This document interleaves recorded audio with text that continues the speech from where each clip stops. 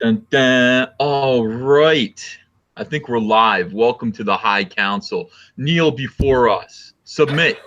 Submit to the High Council. My name is Ethan Van Sciver. How are you tonight? I am a comic book artist, of course, of 25 years and a great big Star Wars fan. So pleased to be here tonight hosting the High Council on the Comic Artist Pro Secrets.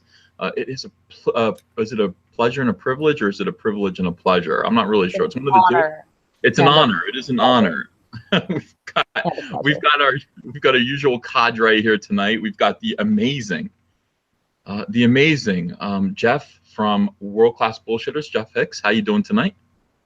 I'm doing well. I consider myself spectacular, but amazing will do.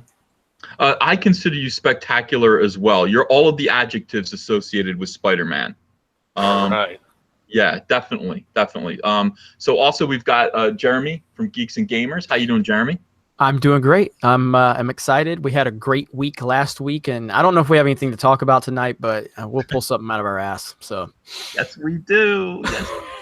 And we have a guest tonight. I love it. You know, we've kind of established ourselves as a threesome here, but it's nice to add someone else every now and then. There are so many gifted YouTubers out there right now that are just kicking ass, taking names, talking about Star Wars, and really, you know, breaking it down and making sense of it and doing it with passion.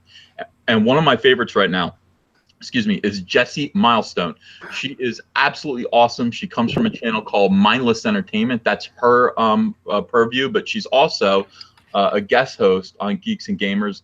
She is one of the top Star Wars YouTubers right now, and a really, really strong, powerful voice for whatever this movement is. What is this movement that we're involved in right now? It's you know, this kind of the fandom menace. The fandom menace. I forget my own brand. You gotta plug. Come on, Ethan. You're the best. You're the best at plugging, and you missed that one.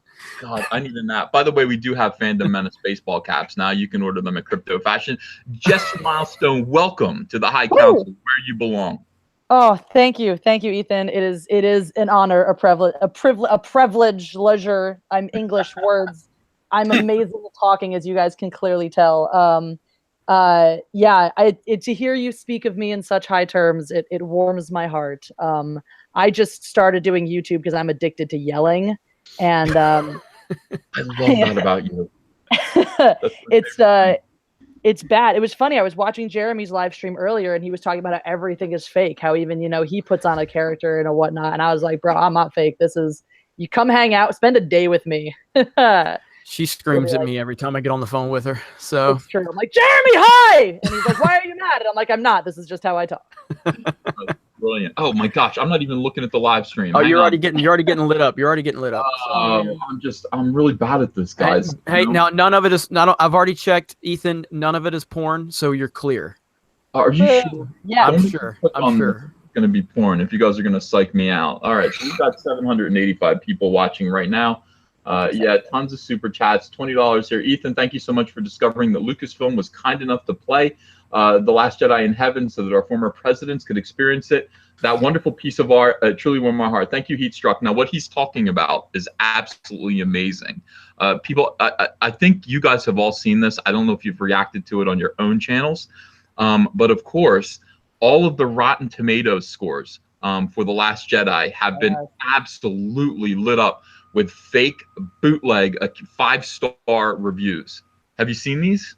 Yes. I don't know what you're talking about. I'm so far behind on a lot of news, but I did catch wind of that the other day. And I think it's so funny that so many people dismiss Rotten Tomatoes, yet there's obviously an all-out assault to change the Rotten Tomatoes score. So either it doesn't matter or you're paying people to make it matter. Which is it? Like, make up your mind. Like, it only matters when it's beneficial. Right. It's just like anything else. When it fits the narrative, it works. You know, like, hey, respect women. Oh, wait, unless they don't agree with us, then they don't respect women, you know? And so that's just how it is. So, yeah, this is crazy, though. But I don't have as much knowledge on it as you guys probably because, like I said, I'm kind of behind on everything. I just covered the 9 SJW Star Wars movies today just because that's how far behind I am. So I would like to hear what you guys think on it, though. Guys, probably because, like I said, I'm kind of behind on It is an absolutely amazing thing. Can you guys hear me still? Yeah. Yeah, Okay. there was. I heard some. I heard some. Heard a little echo there. Mhm. Echo, yeah, I'm trying to find the super chats. I'm trying to find that list of super chats that we talked about before. Yes, I can't. I found it last. week. Yeah, I found it last week when you told me. I haven't found it since. So. Wait, Aggravating. I remember how to get there. I don't remember now, but All right. Do you want me to read them off while you're looking, Ethan? Yeah, go ahead, please. First of all, no, it's already buried. I can't even get back to some of them. Okay, time to trigger Jesse. TLJ Bombers. That's from Hawktus Maximus. Oh, he did this to me on my live stream the other day. It was like a relatively tame live stream. I think I yelled at the beginning of it, but it was winding down and we were chilling out, and I was like, all right, a little quick question answer round here. And he was like, all right, Last Jedi Bombers. And I lost it a little bit because it doesn't make sense. And because I don't think that there's just no reason. Like you have a beautiful fantasy movie that happens to be set in space. Why are you trying to make science a big part of the plot of Star Wars and then failing at it? Like, stop. Stop it. Stop it. Listen, here's what we discovered last night. Was it last night or the night before? So we're looking. Somebody sent me a list of all of this. Let me just explain what's going on. First of all, there's a rumor going around that Lucasfilm has come up with $50 million. God only knows how they've come up with $50 million, where it's come from, but they've come up with $50 million and they're using it to basically gaslight the Star Wars fandom, to gaslight the community. They're essentially using it to shut us down. So they're going to do it two different ways. One, they're going to start labeling us as a hate group. So we are going to be up there with, who are the haters? Antifa. Yeah, we're going to be Antifa. We're going to be the alt-right. We're going to be all that. They're going to spend money to make that happen. But the other thing they're going to do is spend money hiring a shill army that is basically going to, A, shut us down and make us look like fools in our comments section, but B, put a bunch of 5-star fake phony reviews on Rotten Tomato to up the score, up the average of all of the movies that Disney has done for Star Wars.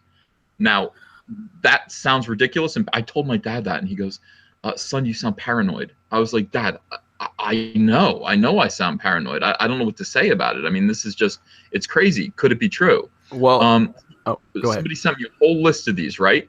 And we were going through them laughing on a live stream, and we realized that 8 of them in a row are the names of presidents of the United States. Wow. Well, you say your dad said you sound paranoid, and it does sound kind of ridiculous, but you know what else sounds ridiculous? That you would have employees of Lucasfilm going on social media and shitting on the fans every day. And guess what? It's happening every day. Yep. It is just unreal. It is unreal. All right, let me read some of these super chats. GRP Poll, thanks for $2. Good evening, Grand Uncle Ehe. My dad revealed that my nickname was Ehe. I'm never going to live it down. So I'm in real trouble there. GoldFox177, thanks for $4.99. Hoping for no Cecil tonight. He ruins everything. Let's go. As far as I'm concerned, Cecil is not coming in tonight. We have Jesse, and Jesse is our 4th tonight. So Jesse equals better than Cecil. Yes. Easily. GoFox, okay, so thank you for that. Mr. Poole, thanks for $4.99. Let's hold a moment of silence for our deceased presidents. That's what we were just talking about. Our dead presidents who all loved The Last Jedi, including Abraham Lincoln. It was the last movie he saw in the theater. Planet Musk Vlog, thank you for $1.99. Welcome to the front lines of the culture wars. Okay, so we've accepted that is where we are right now. We are on the front lines of the culture wars. This is... I've already established this week. I just said, you know what? I am Comicsgate, and that sent like an earthquake through comics. That was unreal. You've been getting into it on Twitter. Yeah, you've been getting onto it. Yeah. They've been coming after you hard on Twitter, man. It's been crazy. Have you seen the articles written about you this week? About me? Yeah. There are articles about me. Oh yeah, DC. Oh, okay. Yeah, I was on Facebook, and I was reading the comments. I'm just cracking up. These people think they know you. I don't know any of these people.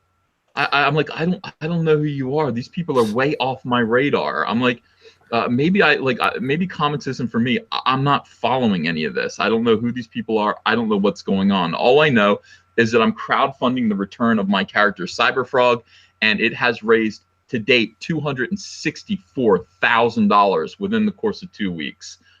That's more than they make at Marvel and DC. Psst. That's more than anyone makes in comics. So just the first issue, we're doing great. Those of you who have donated and backed by purchasing an advanced copy of Cyberfrog Blood Honey, thank you so much. Love you guys. We're really showing them, and they're getting furious. Now we got to do something similar with Star Wars, and that's what the High Council's for.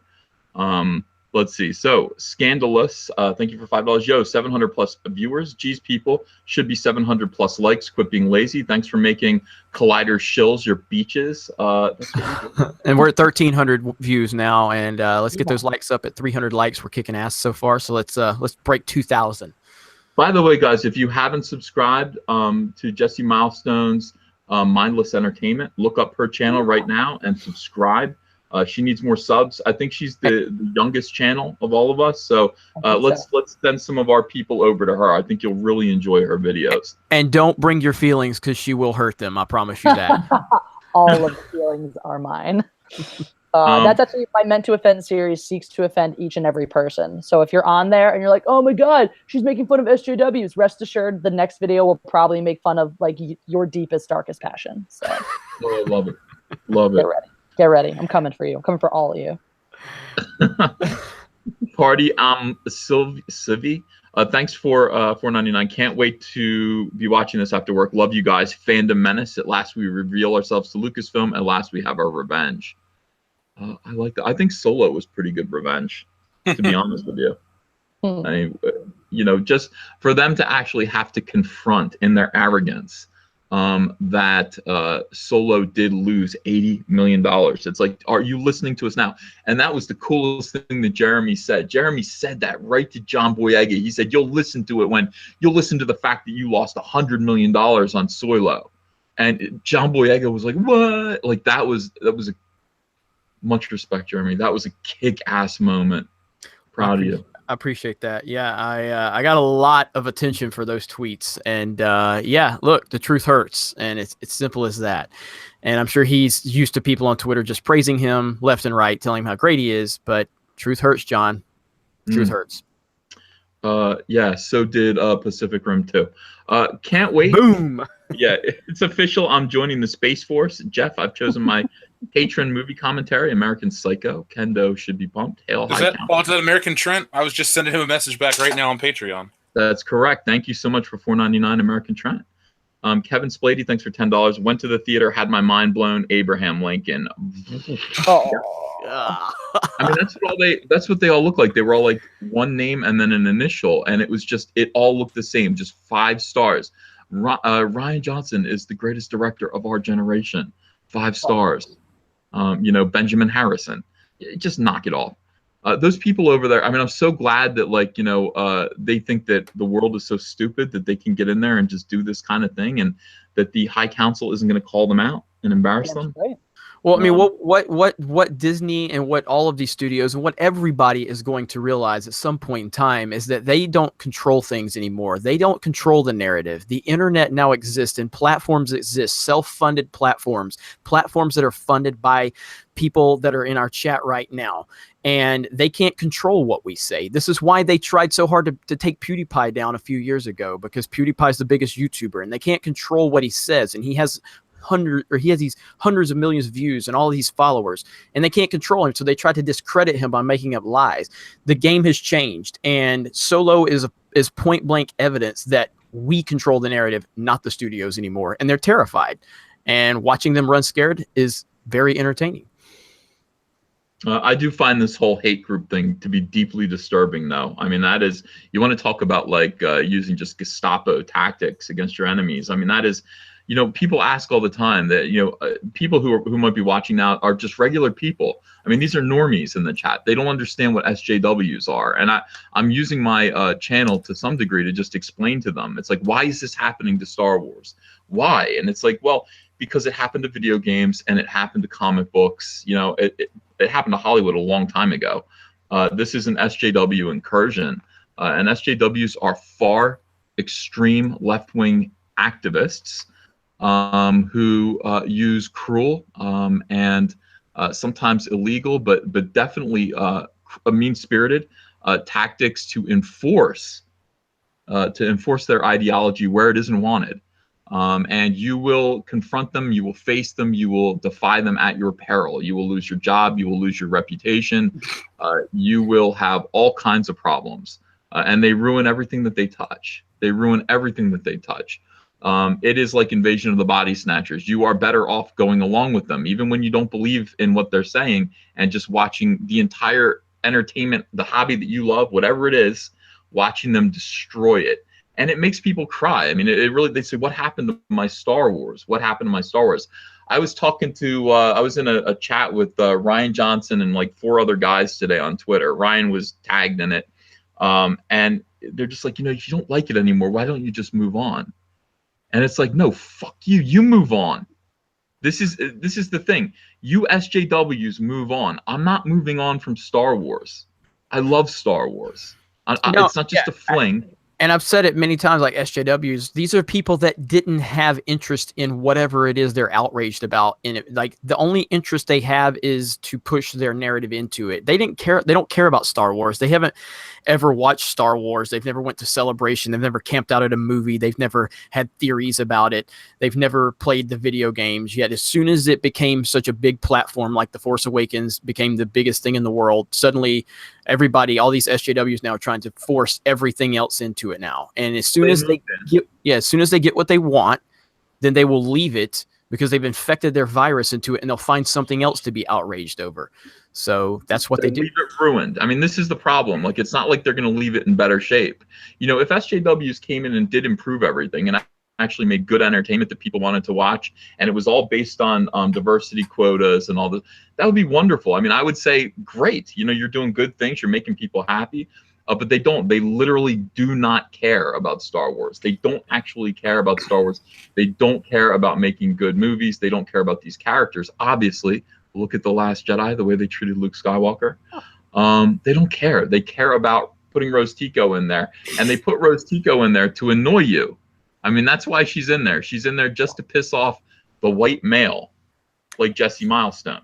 Exactly. I just wanted to weigh in. This has been, I hear what you guys, you know, I hear a lot of the, I am a mid-40s man baby in my parents' basement. Like, I don't know what the controversy is here. I mean, that's what we all are, right? Like, totally. I just, you know, I'm totally offended by seeing women in powerful positions in movies. I'm very offended by that because it threatens you. It threatens you. Totally threatens me. I'm very offended by seeing, you know, diversity represented. It's just, it upsets me. It hurts me much. No, what offends me is their inability to create a powerful female character whatsoever. I'm offended by their weak pussy ass women that they put. Sorry, am I allowed to swear here? Is that a lot of people? Censoring myself? I don't know what your you're what good. the limits here are. I am not PG-13. I am very, very potty mouth. I did want to make a quick point though, which I think is amazing because as we all know, SJW is not actually concerned with people earning things for themselves or doing things, but being forced representation. And I just think that this is this right here is such a wonderful example of true, real feminism that would make all the SJWs cry. Because here I am, right? I don't know if you guys know this. I am a woman. So I'll make my apologies now. I'll see myself out. You're getting marriage proposals in the chat. Yeah, a lot. This happens. Welcome to my life. But I think it's just incredible. Like, here I am talking to a bunch, and I'm not saying you guys are old, but I'm just saying you guys are perhaps of the era where, you know, girls didn't like Star Wars as much as they maybe do now, or were not out about it. And to have a bunch of men decide that my opinion is worth something, not because of what is between my legs, but because you are all afraid that I would come to your houses and kill you if you didn't invite me on here. But but the point is that not once when Jeremy approached when I approached Jeremy about Geeks and Gamers and he invited me onto the channel, not once was it ever a thing. Like that's like people. This is. I'm getting yelly now. I'm trying not to be, but the point is that people in our movement, people on this side, people in the Fandom Menace, we judge each other based on our opinions, on our ability to think for ourselves, formulate those opinions, express themselves in intelligent ways, and it does not matter what you look like, because what you think about is way more important. That's like, as the SJW movement is anti-intellectual because they don't give a crap about thought. They don't give a crap about actually knowing things or having discussions or conversations, or God forbid, disagreeing with each other. They just care about everyone saying the same goddamn thing as them. And if they don't, well, you're evil. You're evil and your career's over and get out of here. Yep. Yeah, but they don't have that with us. Like, Ethan, what are they going to do? Attack your career? You're self-funded. I'm self-funded. I don't know what Jeremy does. I just met Jesse. So what's their end game with us involved? Yeah, well, I saw the other day where, and that's when I decided not to bring politics into this, because that's not what I'm trying to do. But I saw how they were going after Ethan about his politics. Like these guys. Ethan, you were retweeting it, and so I decided to go ahead and go forward with my politics, because I'm like, you're not going to use that as a weapon against me. I'll make a video about it right now. I'll own it. That's what they do. They try to weaponize your opinions against you and try to be outraged. It's ridiculous. So whatever they want to use against me, I'll just, Jeremy watches porn. Yeah, I do. So the fuck do you? What the fuck does that matter? It's like they just try to project themselves to be these perfect individuals, and nobody is perfect, and any logical thinking human being understands this. So, all right, I know you're behind. Yeah, I know you're behind in the super chat. So go ahead. Shamaniac, Cecil, or we riot? Even though you give me $2, the answer is no. Go 05. Thank you for $5. The Last Jedi was the best film ever. Quote Chairman Mao. Oh, that was convincing. Joe Owensby, thanks for $5. The High Council grows more powerful. This is going to be a good team. Tico Paths forever, Uncle Ethan. Yeah, I wonder if Jesse's a Tico Path. What do you think, Jesse? Wow. I mean, that hairstyle, I've really thought about emulating that hairstyle on myself. I think it would just, my marriage proposals would increase exponentially if I did. Please don't. What do you guys? I don't know. Mark Risotto, thanks for $9.99. I got on Rotten Tomatoes and countered those comments with some fandom menace truth and expressed what a pile that Last Jedi was. God bless the High Council. God has blessed us. He has.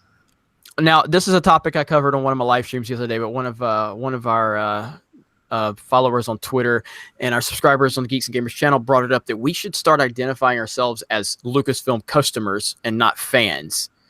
Because the first comics thing. Yeah. Oh, is that right? Is that what it is? Yeah. Okay. Yeah. Well, and it was Laura Story who sent that to me, and so I made that a topic. But I thought that's a really good approach, because how can you deny your customers? How can you sit there and, they will, but it's still not a good business move for them to do that. And so they don't see it that way. This is the problem with SJWs. They think they're artistes.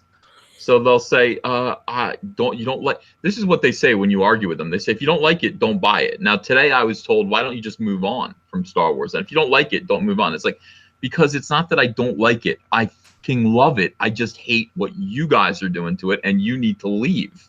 And so we're going to exert whatever influence that we have, and we have some, to see to it that you guys are punished financially at the box office, at the toy stores, until you do leave and until something better comes along, because I don't believe Star Wars is dead. I know Jeff does.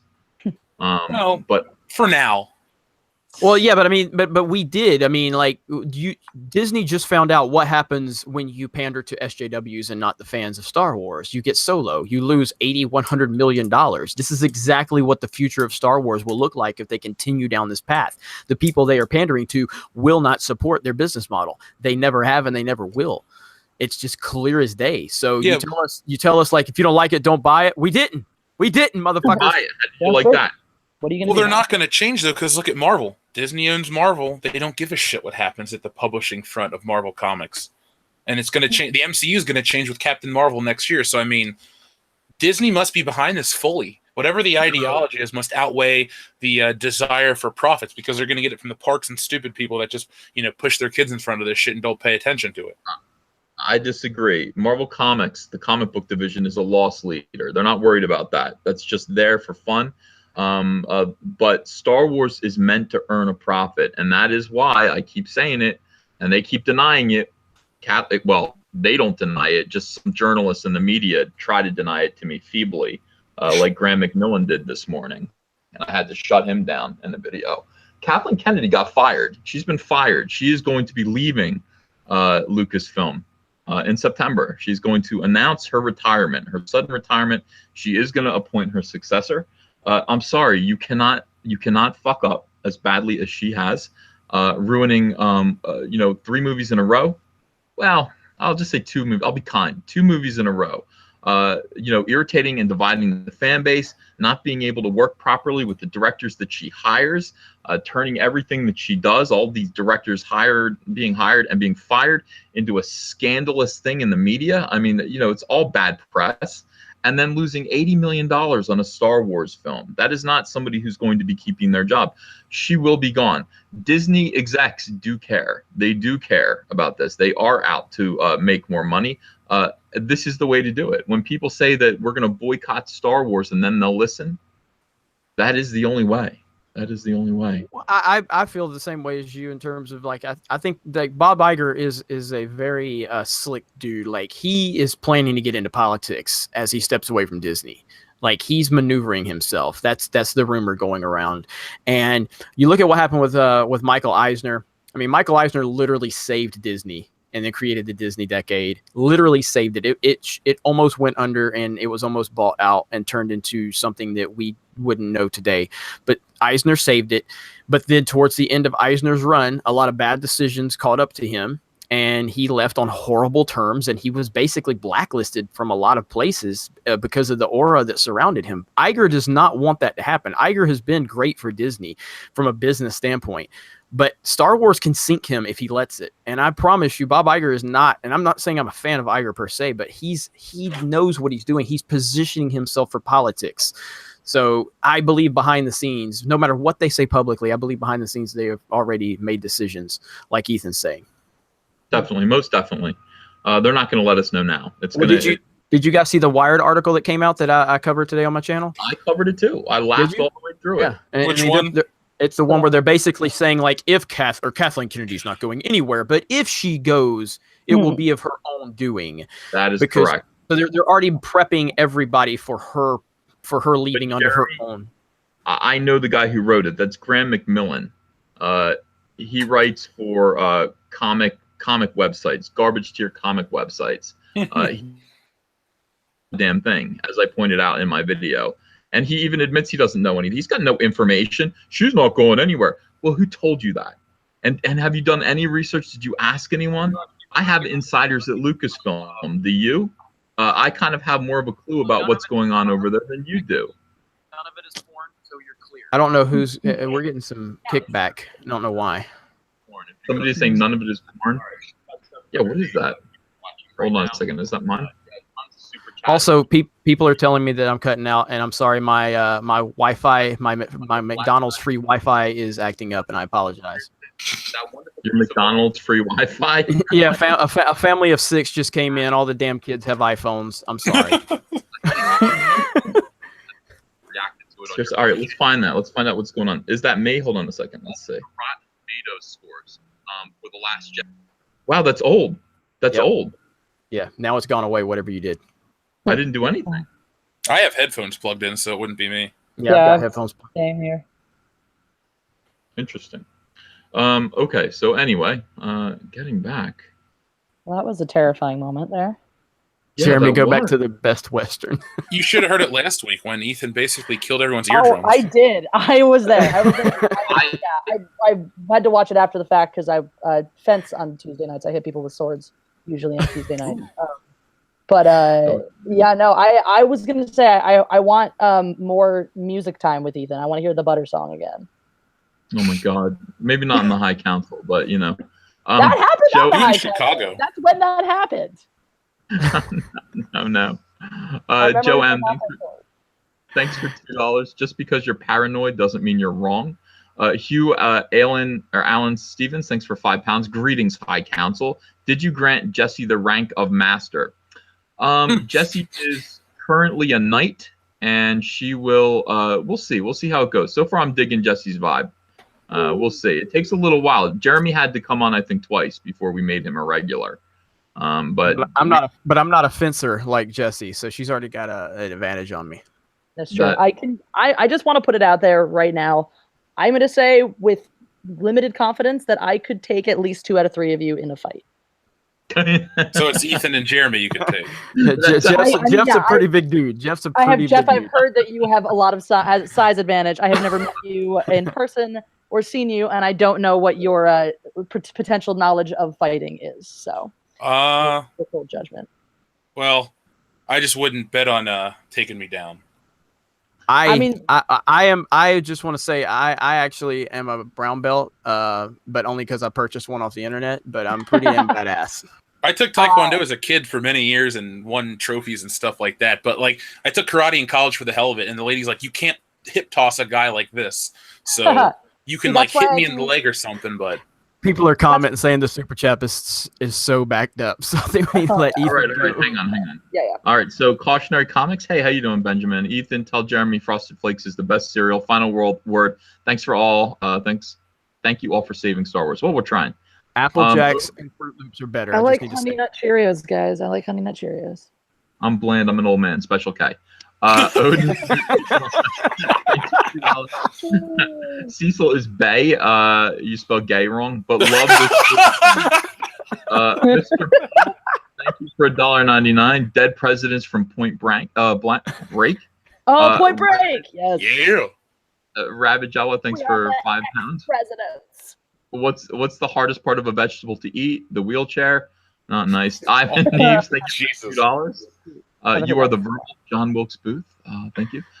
Michael McLaughlin, thanks for $5. I'm confused why I paid $50 million for a shill army when Kevin Smith will do it for free.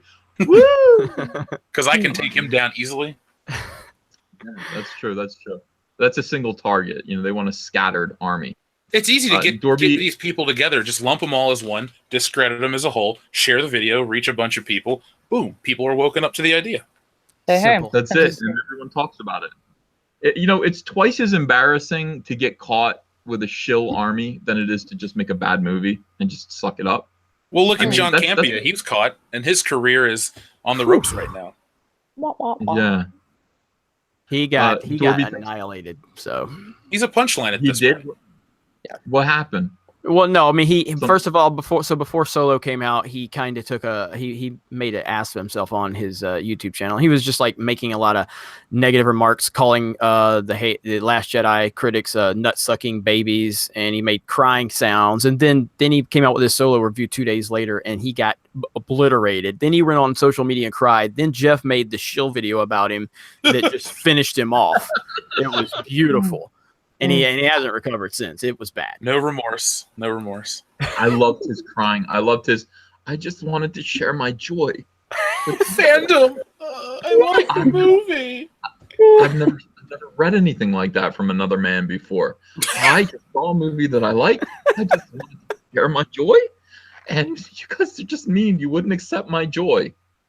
Yeah. Kind of perverted. Let's see. Dorby, thanks for $10. Ethan, did you get my Facebook messages showing many more of the verbose new Rotten Tomatoes The Last Jedi reviews are stolen from other publications? Damn. Where can I send the side-by-side screenshots? Send them right to my Twitter at Ethan Van Sciver, my Twitter DMs. I would love to see that. Kevithar1138, thanks for $25. Thank you, my man. Love my Tuesday nights. Thanks to the High Council. Sorry, Uncle E. Cyberfrog is not my cup of tea, but I will support you with the super chat. Well, thank you. Glad to be offended with Jesse here tonight. Good. It's good to have Jesse here. Jesse, I will say that I've asked for you to be on the show at least 3 times, so I'm glad that I got my way. As usual. Yeah. I'm glad you got your way too. She's like Beetlejuice. It took 3 times for her to show up. Blade Runner 10, thank you for Australian $5. The Last Jedi is cinematic gold, says A. Hitler. Jim. I don't know. Someone named Adolf Hitler frequents my chats often, so as far as I'm aware, he's alive and well. It might be him. Jim Bobo, thanks for $2. I wonder if JFK reviewed The Last Jedi at the drive-in. Oh my God, in Dallas, Texas. Kyle Miller, thanks for $10. Someone check Ethan's basement for Kelly Marie Tran. He probably has her tied up and dressed as Rose Tico. If I did, do you think I would tell you guys?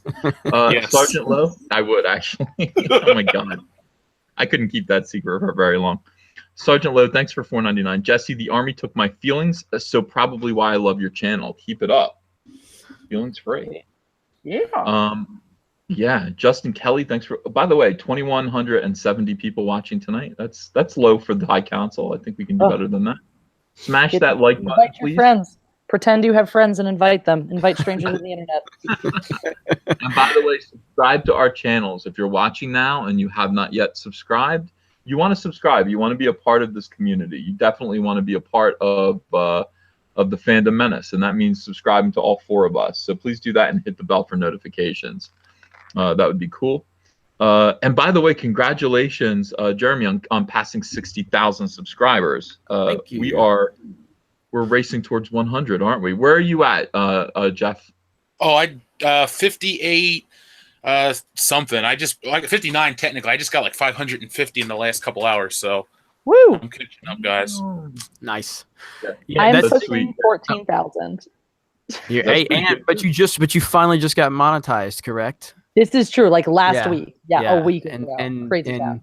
and it's frustrating because Ivan's at what 17,000 and he hasn't been monetized. Anna's at 6,000. She hasn't been monetized. They need to hurry up. They really do.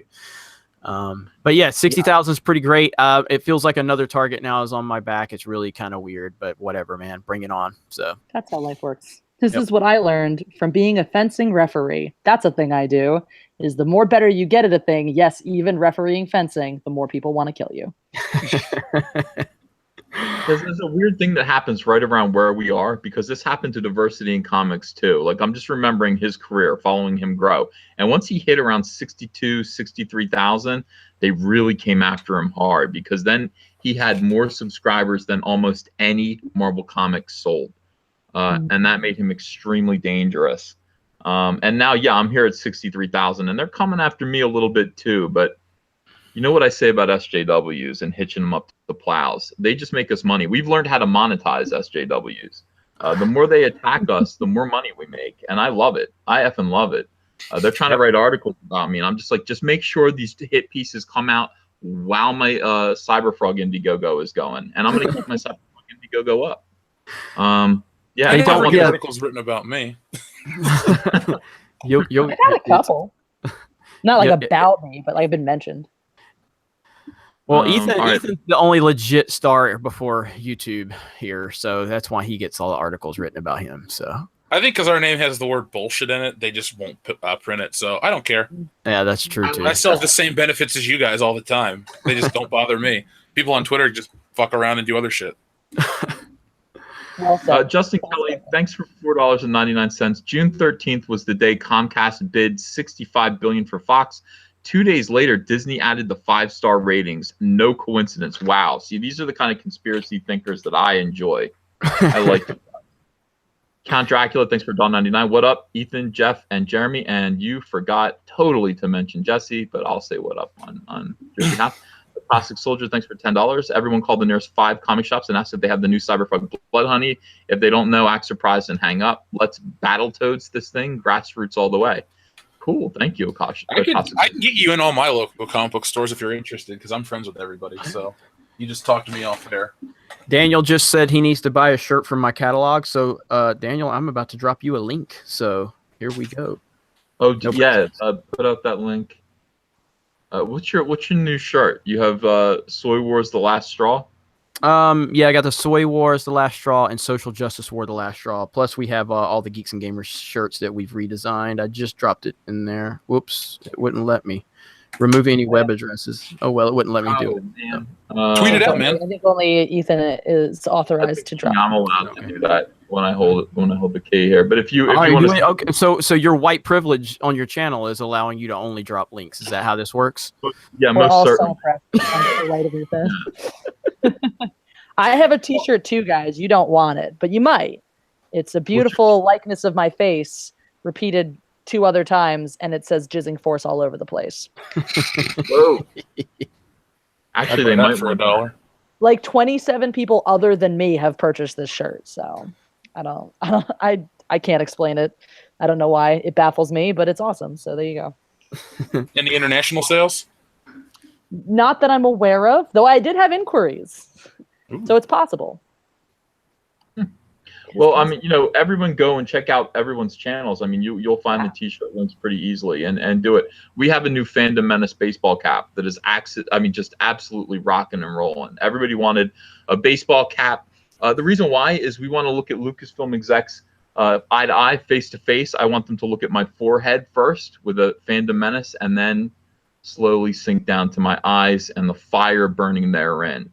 That is why we have Fandom Menace baseball caps. If you don't have one yet, you can find one on my channel. You'll find the link. It's at cryptofashion.com, and go get it. Go get it. Now, real quick, did you guys talk about the or I don't know if you heard about it, but obviously Disney owns ESPN, and Stephen A. Smith. I don't know if you're familiar with who Stephen A. Smith is, but he made a comment on Snoop Dogg's channel of all places about women's asses and how he preferred the booty. And then the very next day, Stephen A. had to come out and publicly apologize. And in his apology, he said he represents the Walt Disney Company and he knows he can't talk like that. Yep. Now, does anybody find that hilarious? Yet Chuck Wendig and Ryan Johnson and Pablo Hidalgo and Freddie Prinze are constantly shitting on the fans every single day. And it just shows an inherent problem at Lucasfilm right now. That's the thing, though, and that's what all these identity politics is about. It's not about any form of equality, and it's not about mutual respect. As long as you are saying the things that align with their ideology, you can say whatever you want. You can be as cruel, as offensive, as bigoted as you want to be, as long as you preach their narrative. Everyone else is wrong. The fact that a man has to apologize because he says he likes ass is unbelievable to me. It's just welcome to 2018, my friend. I know. Yeah, happy Father's Day, Freddie Prinze Jr. Terry Weston, thank you for $5. The only reason Trump wants to build a spaceship is so he can have sex with an alien like Captain Kirk. He wants to have sex with Captain Kirk. Carl Hungus. I want to have sex with Captain Kirk. Which one? Shatner when he's young, and I'd take Chris Pine. That's fine. Okay. Good answer. Carl Hungus, thanks for $4.99. Dicks out. Love you, Uncle E. Van Skybird. Keep up the good work, High Council. Don't give him an inch. You've got them on the defense. I know. Reviews for you. Hey, this Reviews for you is the guy who has the inside information about Lucasfilm. Yep. Yeah, at Lucasfilm. He took a job interview at Lucasfilm, and they kind of let him know, I think over lunch, about the $50 million and the shill plantation. Now, is this true? Is that actually true? He says it is. I don't know him. I don't know why he would let everyone know that when he was seeking a job at Lucasfilm. So we're skeptical. But still appreciate the insight. Reviews for you. Thanks for $2. He says, I'm late. I was in the bathroom taking a Last Jedi. I like that. I'm going to use that one. Rick Tier, thanks for Last Jedi. Jesse. That's not for ladies. I never claimed to be a lady. Like I told you right up front, I am a mid-40s man baby. So, well, that's okay. That's acceptable then. Rick Tier, thanks for $5. When KK or Roundhead click on the news articles, they think better not be Uncle Ethan, and it always is. Break All Day, thanks for $1.99. SJW Moist Wars, Attack of the Ehe, the prequel. My dad, I'm gonna kill him for this. Fanboy Lando Soy Child Dong Lover, best name ever. Thanks for $5. The Last Jedi, the best movie Rutherford B. Hayes ever saw. The presidents. All they did was list these presidents. I can't believe it. Mark Baggio, thanks for Canadian $6.99. So happy to see Jessie here. She's super badass, and seems like she earned her badassery through organic character development and training, unlike Rose Tico. I was beaten repeatedly as a child until I became this way. So yes, exactly correct. No. Wonderful. Just kidding. Love you, Mom and Dad. I'm pretty sure my mom, she was listening. I don't know if she still is. She's probably been horrified and left, but love you, Mom, in case you're still listening. We better. Yeah, Mom is listening. Mother Milestone's listening. We gotta be good. Star Wars Lego fan, thanks for £5. Can you ask Jeff what he has against Lego Humph? What he has against Lego? Jeff, what do you have against Lego? I don't. I say this all the time. I don't cover Lego in any of our toy videos because I didn't get into Lego as a kid. Licensed Legos and all that shit came out in '99. So I was into regular Star Wars toys. I wanted stuff that looked like the movie, so I didn't get into Legos. Plus, I don't know how the distribution for Legos works. All the other stuff I talk about, I know when it comes out and how that stuff works. So Lego was just something that, wasn't something I was into. I had video games and other toys and stuff like that. So Lego's cool. I just, now when they make these James Bond Legos, I'm going to buy them all. But that's a story for another day. Everybody keeps asking what Jesse's channel is. It's Mindless Entertainment. Just so everybody's clear. That's correct. Mindless Entertainment, guys. Go get it. Let me subscribe. Sergeant Lowe, thanks for $4.99. Star Wars upsets me because I'm not represented on the screen. I'm a disabled Puerto Rican. Where's my peeps? Oh, what the fuck? Yeah, good question. Good question. Jerome Brunette, thank you for Canadian $2. What do you think of The Last Jedi second week DVD sales? Go ahead. You guys know all about that. I do? Don't you? No. The Last Jedi, the Blu-ray sales were pretty awful in comparison to The Force Awakens. So hold on, I put out a video about that. Let me see if I can find you guys the graph real quick, and I'll gladly tell you guys where I found that at, because it was pretty embarrassing compared to what the other one was. The Force Awakens, it's down like a significant percent. Yeah, it's a big amount. I think they said the first. I don't know about the second week, but I know the first week Blu-ray sales from the numbers.com was it was $40+ million behind what The Force Awakens made in the first week. That's massive. I mean, that's massive.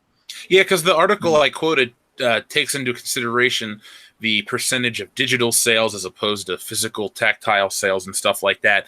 And either way, when you calculate all that stuff in, you still come out significantly lower. And I don't think that's what the people want to hear on the internet. Nope. They want to believe that The Last Jedi was this great thing and that we represent a strange minority. But in reality, there's a huge amount of people out there that fucking hate that movie. So it was sales were down 56% versus The Force Awakens. Like, that is ungodly. That is a massive drop. I mean, you expect any movie to drop coming off The Force Awakens as big as it was and everything. 56% is monumental, especially when The Last Jedi made what, 1.3 billion, which is, and you would think that would translate to still massive Blu-ray sales, but the proof is in the pudding here. People didn't like the movie. It's that simple. Well, that's my favorite argument when people try to say, like, oh, well, obviously people loved The Last Jedi because it did so well in the box office, as we pointed out, much, much worse than The Force Awakens. But people went to see it. Many, many people went to see it expecting it to be what The Force Awakens was, which I didn't like anyway. But like you said, what's happened since then is the evidence. Yes, people went to see The Last Jedi because they didn't know how atrocious it was going to be. Now we know. Yeah, they'll never have that box office as well as that amount of hype, because remember with the prequels, you had the episode 1 hype, and then we all saw it, and then 2 was a drop, and then 3 we were all built in for the whole story of Darth Vader. There's nothing that we're built into for the next episode 9. Like, what's the story? Does Rey beat Kylo Ren? Did it? Does Rey become a Jedi? Did it? Like, what's the purpose? So it's going to be an interesting 18 months or so. I think nine really at this point, I feel like it's very possible it could be below $1 billion, and even if it's like 900 million, that's going to be so bad compared. That's my guess. Yeah, 990 is what I'm saying. I don't think it's going to hit that $1 billion mark. And you know what? If it does get to 990, then they're just going to say it's essentially $1 billion picture, because no matter what, they're going to skew it. Yep. But they can't really skew the numbers from places like Box Office Mojo and shit like that. I mean, there are credible sources that will always have the real facts and figures, and that's where the truth lies, in the numbers. And the High Council will be here to cover that, so don't worry about it, guys. Go ahead, Jesse. I'd just like to say real quick that I just got a text from my mom that said, of course I'm listening and loving it. So there you go. Hi, Mom. Hello, Mom. The Mr. P channel, thanks for $2. Jeremy, about my earlier super chat, I am sorry. Rhino4563, thanks for $2. Keep alcohol away from Jesse, please. Uh-oh. We don't even talk about this. Jeremy outed me totally. Wait, like, what happens to you when you drink? Sometimes I think it's a good idea to make live streams when I drink. And I'm a very social drunk, so it's happened once or twice. Like, I'm drinking with people, and then the people go away, and I'm still drunk. And I think that'd be a great time to connect with my followers. And it's not, as it turns out. We would be friends if we knew each other, because that's how all the guys on our channel are. Well, here's how the story went. I'm sitting there watching Netflix, I don't want the story. I open my phone up and I look and I see Jesse's been live for an hour and she is plastered. And I click on it and she is playing a damn guitar, singing. People are in the comments going, "Show your boobs!" Like, they were everything. Most people need to drink more. I text her and I was like, "You're not on my channel. You're on your own channel. You can do whatever you want, but in my opinion, you need to shut that down and call me right now." And I saw her eyes got really big when she looked at her phone, and then she doesn't even say anything to the chat. She just kind of looks over. Yeah, she kind of looks over at her phone, and she's just like, misty eyed, and she's like trying to find the button to hit. And then she calls me, and she's like, hey, Jeremy, I'm drunk. And I'm like, yeah, Jesse, I know. I'm like, you're trying to get your channel monetized. Probably you don't need to do that because that was a bad look. She goes, I really appreciate you. Like it was hilarious. Oh. I just want to say thank you, Big Brother Jeremy. You were the big brother that I once had and don't really any longer. So. Well, it was a tough decision between should I type and say show me your boobs or should I tell her to get off of there. So. You were terrible. All right, Ethan, go. I know you're behind. McKinney90, thanks for $20. Evening, everyone. I heard on Odin's movie blog that Lucasfilm is now putting accounts described as supporters who make positive comments and then editing it later to paint the group in a very negative light. They're doing what? You cut out. Says, I heard on Odin's movie blog that Lucasfilm is now putting accounts described as supporters who make positive comments and then editing it later to paint the group in a very negative light. Okay, this happened to me this week. Somebody put a comment on one of my videos pretty early on, and I'll go through and I'll click like on some of the comments that I see right away. I'll check the comments to make sure the video is being received well, and then I let it go. Somebody wrote something, I click like on it, and then I got all these buzzes from people saying, dude, why did you click like on that comment?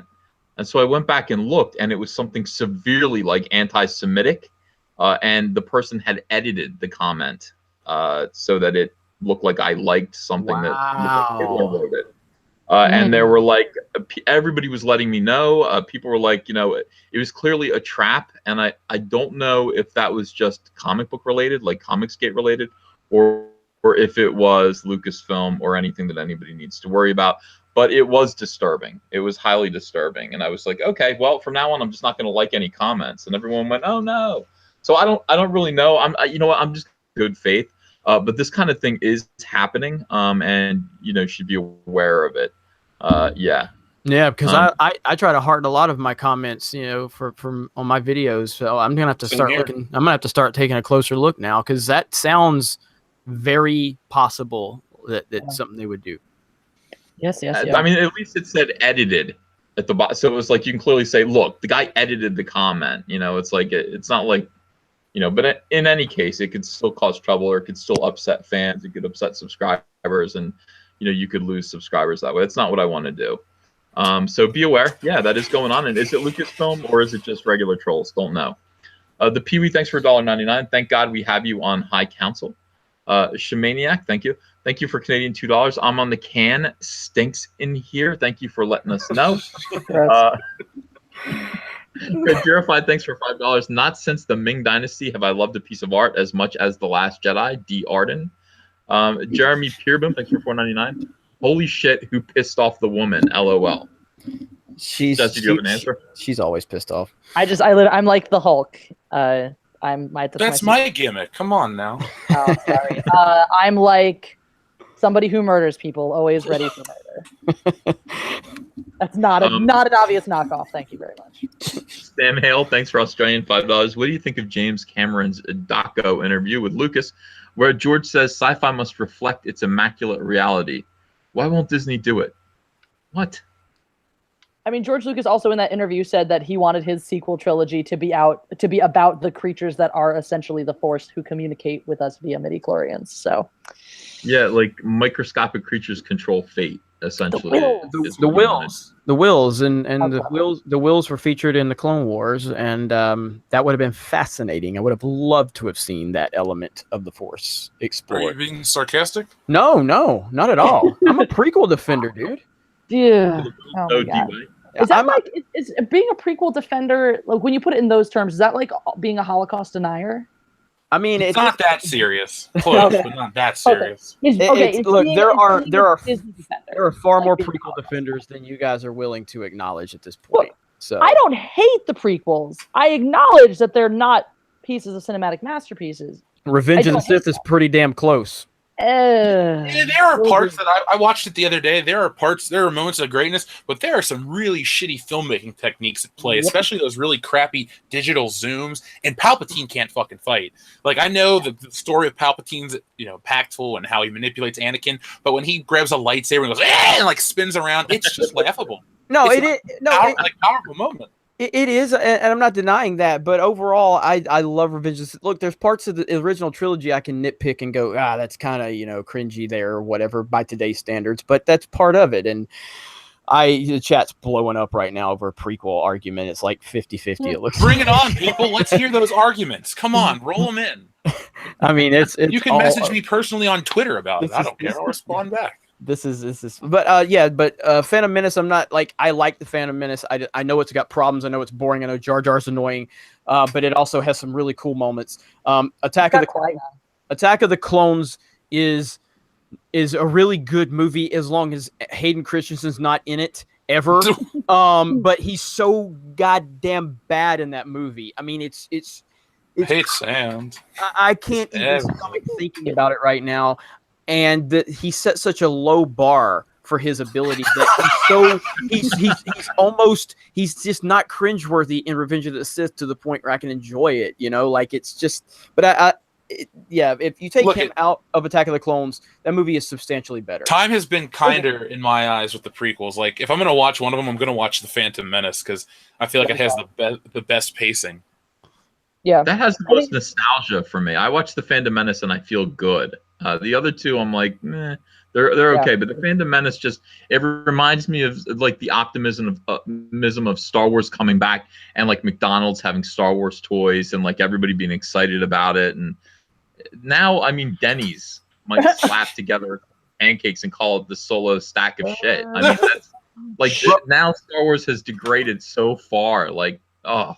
Rome Grown said, I'm fired from the council. No, motherfucker, I'm here, and you're going to be listening every fucking week. Prequels for life, okay? I mean, we could get Doomcock to replace you. But, Well, he doesn't have 60,000 subscribers, so I'll float that boat.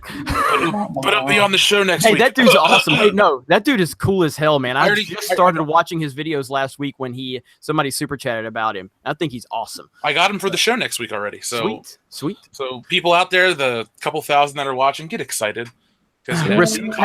Respect Women just said Jeremy with a heart. So that means Respect Women actually is a prequel defender too. So they're better than what we're getting from Disney. Do we have 2,527 people watching right now? We do. Mm-hmm. And you have a lot of super chat to get to. We've crossed that 1,000 like threshold, so that's a start. Yep.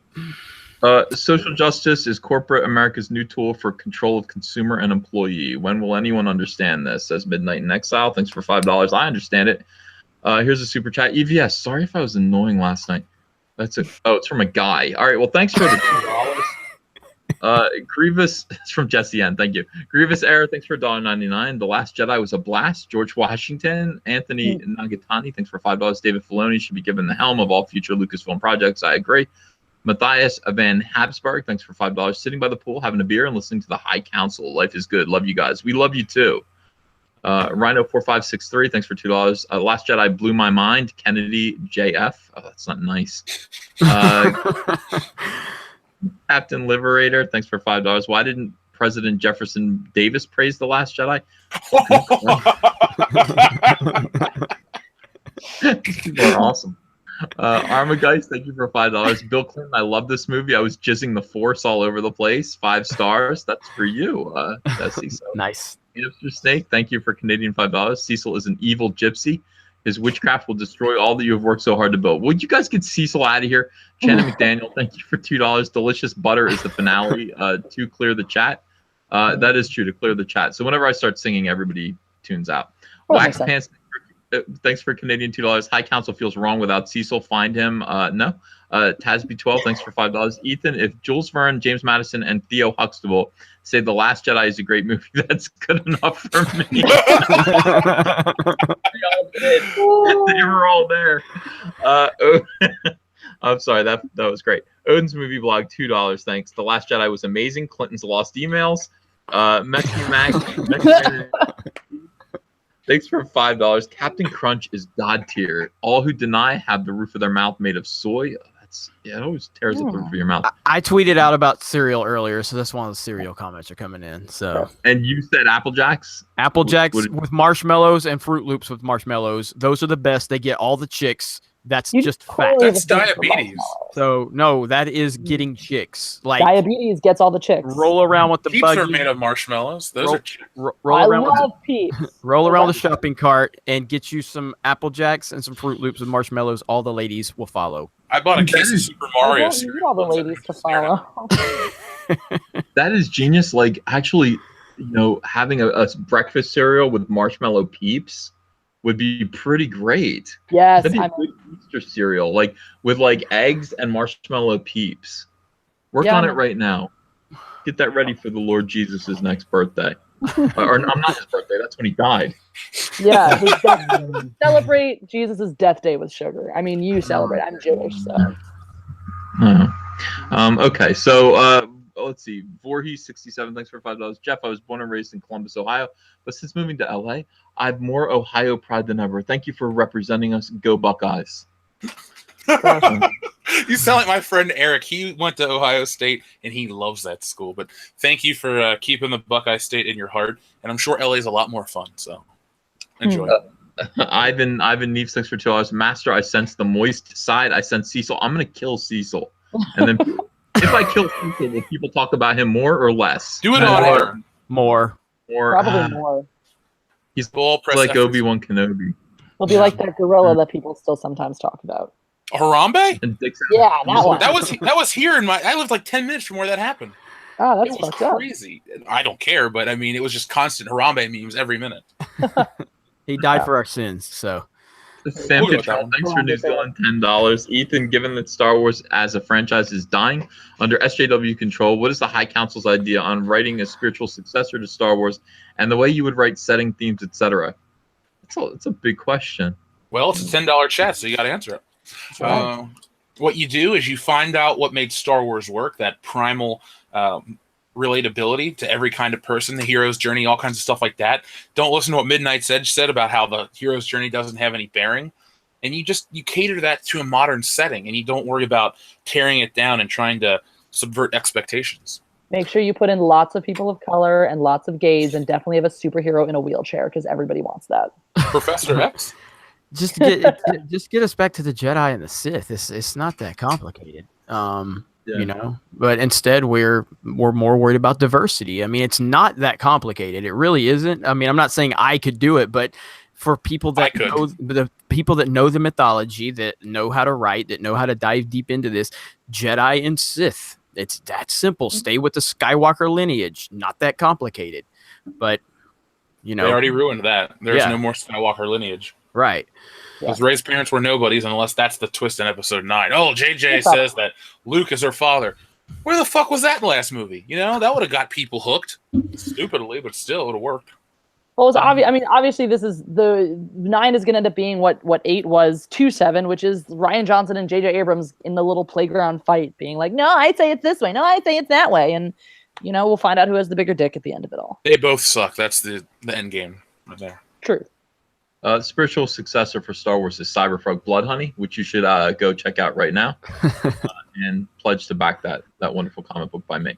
Klein Dropper, thanks for $10. How many 16-year-old girls can Jesse beat up at one time? I would like to know about Jeremy and Jeff as well. They could answer that question. So, Jesse, how many 16-year-old girls? All of them. All of them. At one time. All right, well, I don't think those guys can answer now. I think you ate it all up.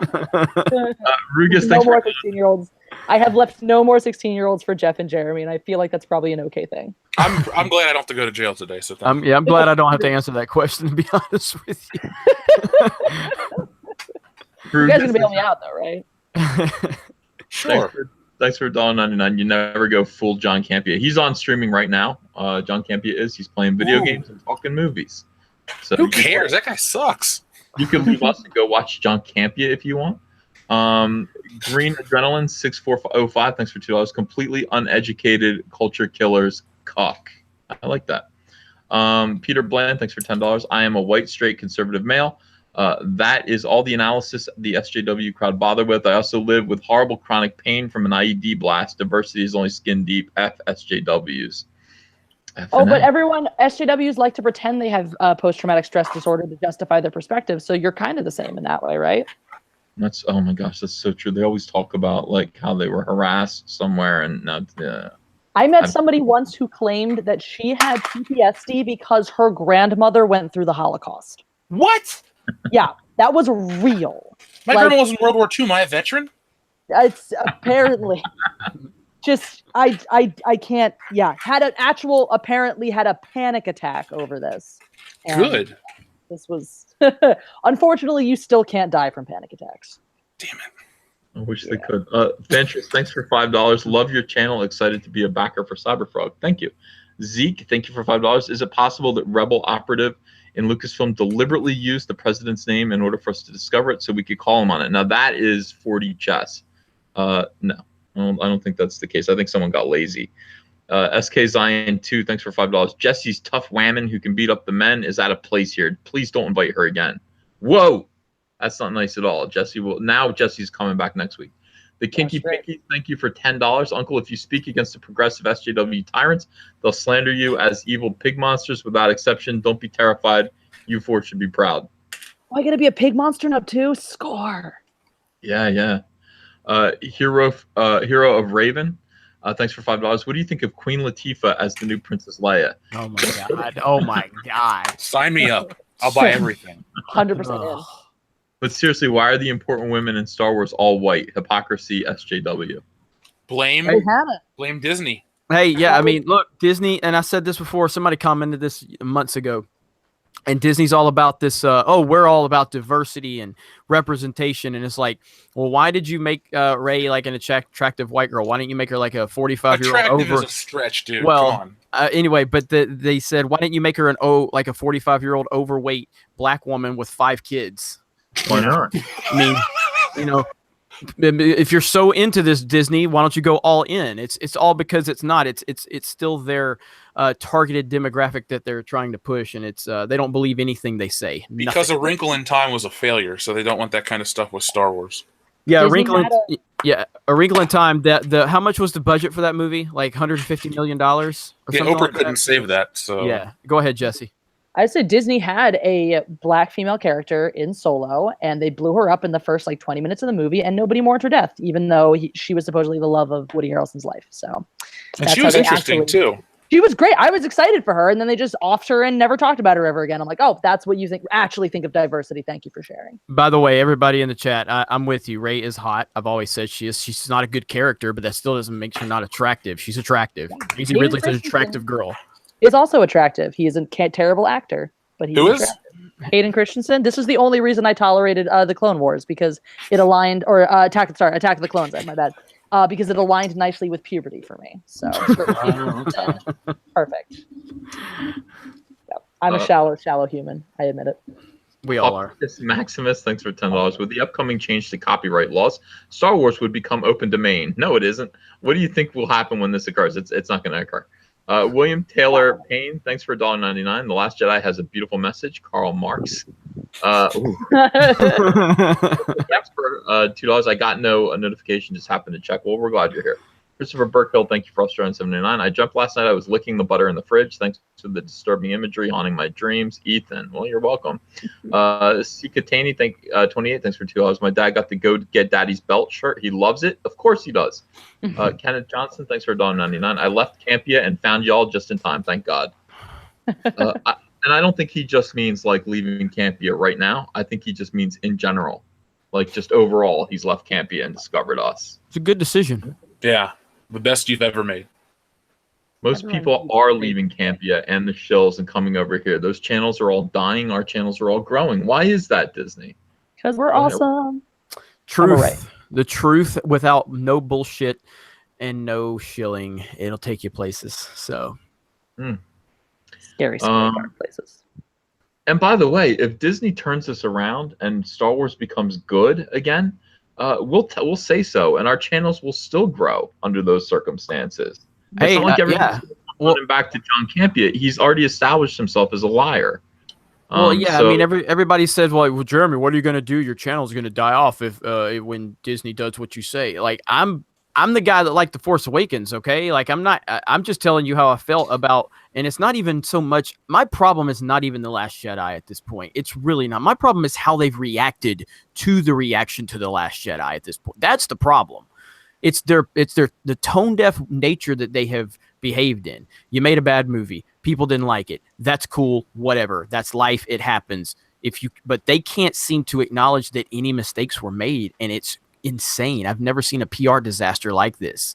So once they correct course, if they correct course, we'll be the first ones to tell you.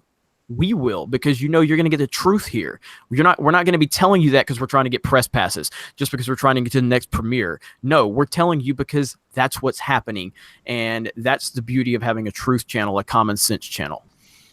Correct. Thierry Henry, thank you, Jeffrey Toon, for £5. Thierry Henry liked The Last Jedi on Rotten Tomatoes so much he posted twice. Wow. Really good, Chef. Thanks for $2. When is Jeremy going to do the makeup video?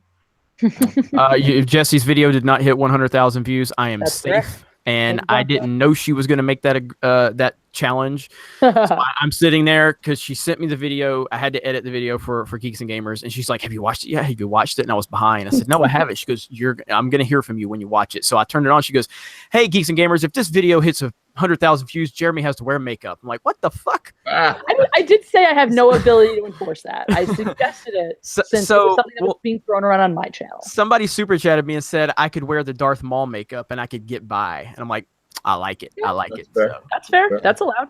I didn't specify. So. Pomdimus Maximus, thanks for $4.99. I'm pressing F to pay my respects to the High Council. Taste my thumbs up. Right on. Megatron 0451, thanks for $5. Finally, the council is no longer a sausage fest. Tap and Die, thanks for $2. Jeff, are you a Steve Harvey fan? Oh, God damn it, Jason. Look, it stems from we did an episode of the podcast, which I consider the worst, and the fans say it's the best, where we talked about Steve Harvey for an hour. No, I'm not a Steve Harvey fan. That sounds upsetting. What did you say for an hour? Okay, so we've been doing the podcast for 3 years now, and there was a week where everyone backed out, and we needed stuff to talk about, so we started talking about shit. Steve Harvey popped up, and we just kept making Steve Harvey jokes. I don't know why people like it, but they do. Everybody's mentioning this me with makeup. Look, if you want me in Darth Maul makeup, Jesse, I don't remember what video it was you made, but you've got to get that video Jesse made up to 100 grand on the Geeks and Gamers channel. So. Find it, and I will let you guys know which one you guys have to go watch. Help me get mine to 1 million. I'll buy Jeremy something weird to wear on camera too. He has no choice. I'm not just a council whore at this point. I mean, yes. You're the new guy. That's correct.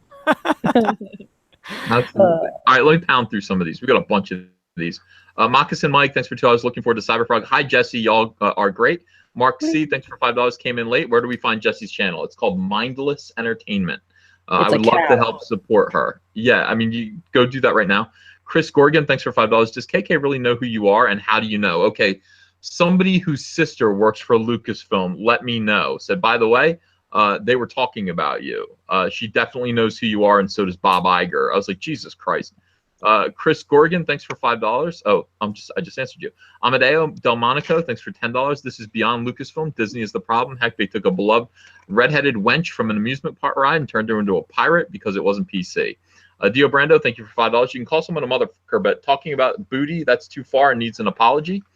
David Cook, thanks for $15. May the moist be with you. Keep up the good fight against the LucasArts Empire. William Newberry, thanks for $1.99. Love all you guys. Been watching Geeks and Gamers since 2,000 subs. That was a long time ago. That was like January. Zach Briggs, thanks for $5. What would you do if you were immersed in deep sleep, suddenly opened your eyes, only to see the mug of Kathleen Kennedy hovering over your bed, smiling? I'd say, roll over, honey. Go back to sleep. It's okay. I'll see you in the morning. Hugo Allen Stevens, thanks for £2. Paige Tico deserved better. McKinney90, thanks for $5. It seemed that Will Wheaton and Freddie Prinze Jr. both share the same persona of a washed-up has-beens who like to attack and insult the fan base. Will Wheaton apparently cheats on his wife. That's what I'm hearing. Pabo or Rika, whatever. Thanks for $4.99. The goons at Mucus Phlegm hate it when the fans subvert their expectations. I love that. Blade Runner 10, thanks for Australian $10. Seriously, the boycott plan for episode 9 must be formulated now. Hit Pocket for the win. Fan Addicts of Film, thanks for $10. Porkin says everything is fine while going down in flames. We have found KK's true muse. I made a video with KK's face on top of Porkins. Check it out. Jeff's idea. Cameron Carlisle, thanks for $5. Jeremy sounds like he has delicious feet. What the fuck? Mike Alvarado, thank you for $5. Our Lord and Savior Darth E speaks moisture. God damn it, Dad. Gabriel, hey Gabriel, how you doing? This is our friend Gabriel who boycotted Soila. $10. Hello there, Jesse. Glad you're on tonight. Yell at us, please. Jeremy, Quai Destinations. Ethan, Salamandroid is better than World MCU. Yeah, thank you. World class. Love how level-headed and articulate your content is. Thank you. Where are you? No. No. Hey, Gabriel, though. It's nice to see you. I am Lucas. Thanks for $2. May the moist be with you. David N. Thanks for $4.99. Shout out for all the great female characters in F and SF, science fiction, fandom and science fiction that are not SJW. Characters are not political caricatures. They shouldn't be, no. Moccasin Mike, thanks for $5. DM Club asked twice for verification to cancel the Last Jedi automated order. Plus, they were charging more than Wally World. Assassins 881188, thank you for $2. Alex G, thank you for $2. Whose legs are more powerful, Cyberfrog or Taylor Swift?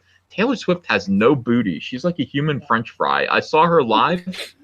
You really have to see her in person to understand. She has no boot whatsoever. It's just long legs that go straight up into nothing. Just French fry. So Cyberfrog. David Cook, thanks for $5. It puts the lotion on the skin or it gets the Cecil again. Mike Angerhauser, thanks for $5. We need drunk high councils. Uncle Ehe, make it happen. God, Dad. Wayne the Sex Machine, thanks for $2. Hey, who has the best legs in the new Star Wars movies? That's a good question. I'd say Yoda, right? Or no? Best leg. Space cow with the udders. Those were hot. Yeah.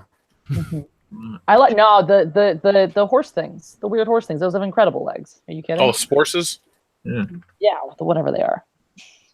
Nikki Walters, thanks for $5. Wait, Jeremy, we can't publicly drink at Geeks and Gamers? I don't remember this being part of my contract. I never said that. Mm-hmm. That's my associate editor for geeksandgamers.com. So Donnie Medieval, thanks for $10. Guys, read or audiobook Timothy Zahn's Thrawn trilogy. Then Kevin J. Anderson's Jedi Academy trilogy. They honor Luke, Leia, and Han. Don't discount the EU. Film adaptations would have been so good. Yeah. Odin's Movie Blog, thanks for $2. Who doesn't want Bob the Will t-shirt? Aaron Kidd, thanks for $2. Also be on the lookout for deep fakes.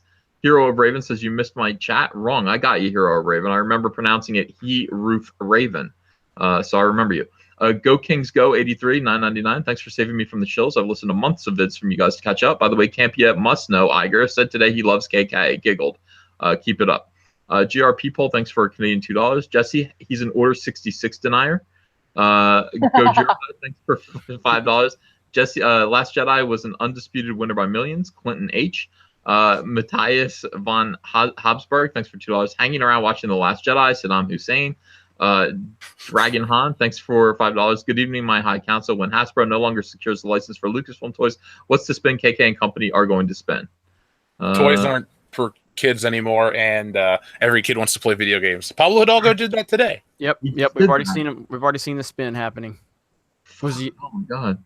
Yep. I didn't even put that together. You guys are absolutely right. That's why I hang out with you guys. Darth Caesar, thanks for $4.99. Watch the Clone Wars TV show. That was a Lucas masterpiece. It's on par with The Empire Strikes Back. Love Revenge of the Sith 2. No SJW BS either. Rick Moranis, thanks for $5. Reiko is totally going to be the next thing in the movie you watch. Mike Hunt. See how I said Mike Hunt is $5. Being a prequel defender is more like being a communist. Oh my god, it's awful. Assassin, thanks for $2. Have any of y'all heard of Kekistan? Chatelet? Gold Fox 177, thanks for $14.99. I'm with Jeremy. Jeremy, I like the prequels, maybe not as much episode 1, but Revenge of the Sith is my favorite Star Wars movie. Robin Wenzel, thanks for $5. Have you checked out Royish Good Looks for Star Wars songs? I will hang up and listen to the answer. No. Have you got? You know what that is? Royish. No, I do not. Trencher 1375, thanks for Norwegian 20. 2,500 viewers waiting for Cecil to come on. Well, keep waiting. Vince Garrett, thanks for $5. Congratulations, Ethan, on 4,300 Indiegogo backers. Awesome. I didn't even look. That's great. Peter Bland, thank you for $5. T-shirt ideas. The farce is with you. Let me show you the cuck side of the force. And when Lucasfilm finally acknowledges their idiocy, I'm sorry. That could happen. Brandon Whitley, thanks for $5. Unpopular opinion, Hayden Christensen was good because he was bad, awkward, dejected, not sure how to interact with people, the weird quiet kid at school. Good idea. Fortuitous Gaming, thanks for $5. Do you think Revenge of the Sith might have been better if Palpatine had taken the younglings out instead of Anakin?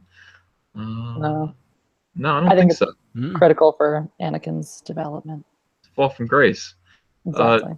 Darkwing Dude, thanks for $2. I was blown out the back of the theater. Abraham Lincoln. Discount Rockstar, thanks for $5. All the ladies will follow because they're looking for a babysitter. Jeremy. That's my buddy right there.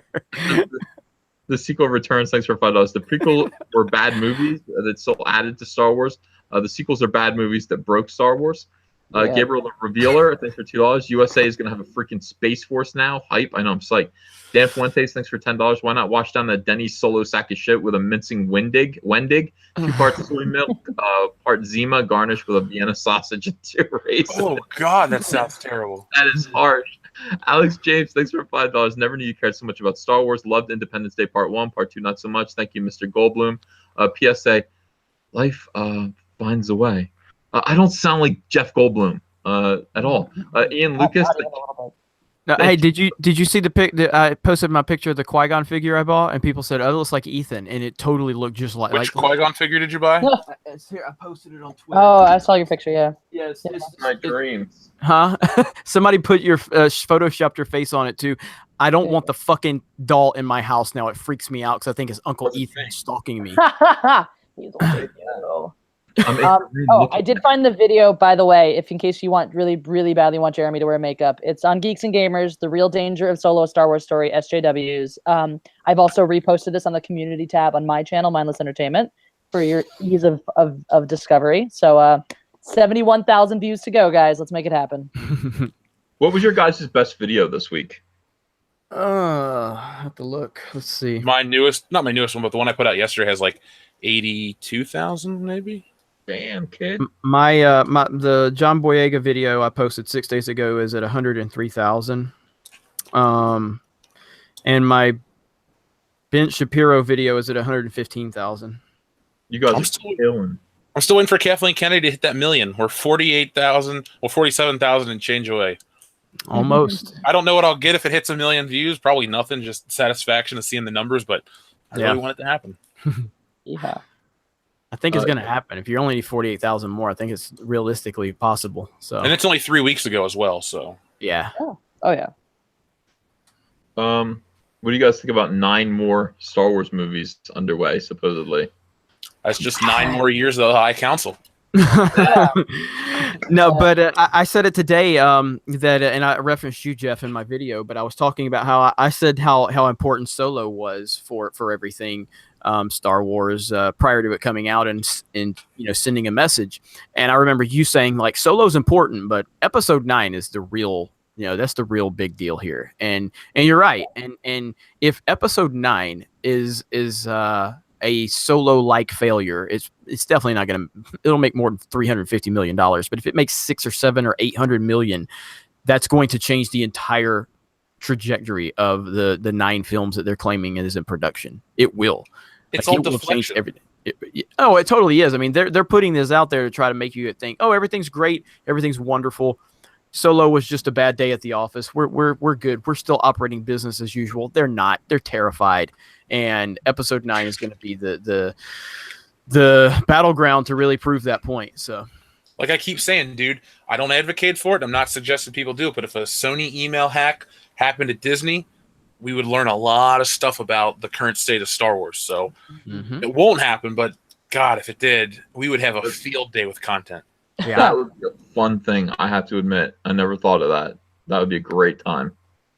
If you think this last couple of months have been great for the channel, dude, wait till you got, confirmed emails from Kathleen Kennedy. She said this about this person. I mean, fucking gold. I love the way Jeff thinks. It's great. Not that we want this to happen, but if it did, If it does. We'll deal with it our own way. we would exploit it to its fullest extent. That's another Goddamn word. right. Yeah. Ion Lucas, thanks for $5. In the Phantom Menace making, Lucas commented that Jar Jar was key. If they could make him work, the film would be amazing. That is funny. Fortuitous Gaming, thanks for $5. Do you think Rey possibly being Palpatine's daughter and Luke refusing her because of that might have been a better direction? Literally anything would have been a better direction. So I don't really necessarily love that plot line, but yeah, it ties us into the history of Star Wars, It gives us, it ties everything together, and it's far more interesting than what we got. So not necessarily what I would want to see, but definitely better than what we got. You think they're going to make her a solo? Because remember how they said how her parents were nobodies? You think that's Ben's way of saying, like, oh, I hate my parents, they're nobodies and all this shit. They're going to use that whole different point of view garbage in the next movie and try to dupe brother people. and sister. Yeah. I still believe they're going to try to make her Luke's daughter. So they're cousins. To try to save face on all of the shit they've done. To try to still tie it back to the Skywalker lineage to Luke. And Luke's going to be in episode 9, like as a Force Ghost or however the hell they're going to try to do this. And they're going to have him and her have that conversation about it. Again, this is just my speculation. I'm not saying I know anything. I just feel like if you want to fix this the best way possible, you can't make Rey wake up on the island and start all over again, even though that's what you should do. They're not going to do that. So the only logical thing they can do is make her Luke's daughter and try to save some face. And trust me, it won't work on me, and I don't think it's going to work on a lot of people if they went that route. So it's a pathetic way to admit that you screwed up while never admitting that you screwed up. It's pathetic. Jeremy will not ever have mercy on Lucasfilm. I mean, seriously, like I love when he's like, it's a pathetic way. No, well, look, man, you're talking to somebody who was so happy with The Force Awakens, and I put so much faith in the process. At no point, like, how do you not have a fucking conversation about the sequel to The Force Awakens? $2 billion. At no point did you try to talk to Rian Johnson, a guy who's never made a movie of this magnitude. At no point, even when I was in La La Land of just being hyped for The Last Jedi months and months before it came out, I remember when Rian Johnson moved Kylo Ren's scar. Do you guys remember when that happened? Yep. And then immediately denied it. Yeah, he moved Kylo Ren's scar. Then the trailer came out, and then people start going like, why did you move Kylo's scar?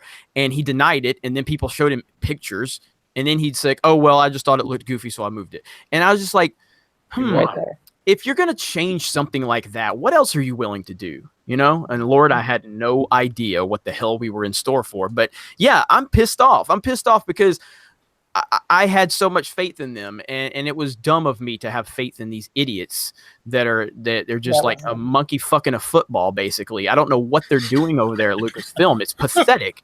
I have more conversation. Like, all right, so Geeks and Gamers just became financially like something we're making money at. I've been doing this for like 4 or 5 years, losing money out of my ass. But you know what? I still had more conversations with my team about a goddamn article on a movie nobody goes to see than Lucasfilm had for the sequel to The Force Awakens. It's crazy.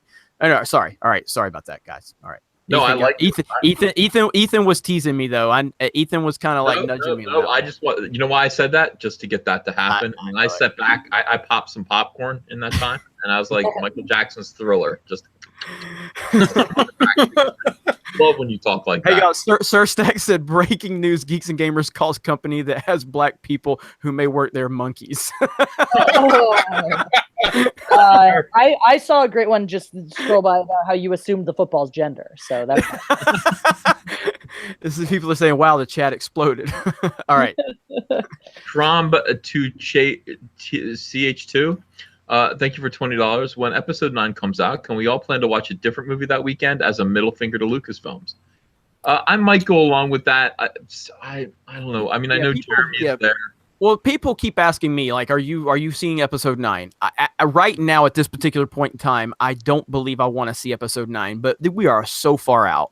You know what I mean? So I don't know what I'm going to do. Right now, I have no enthusiasm, but we'll see what they do. But it's hard to say this far out. It really is. I have to for the channel.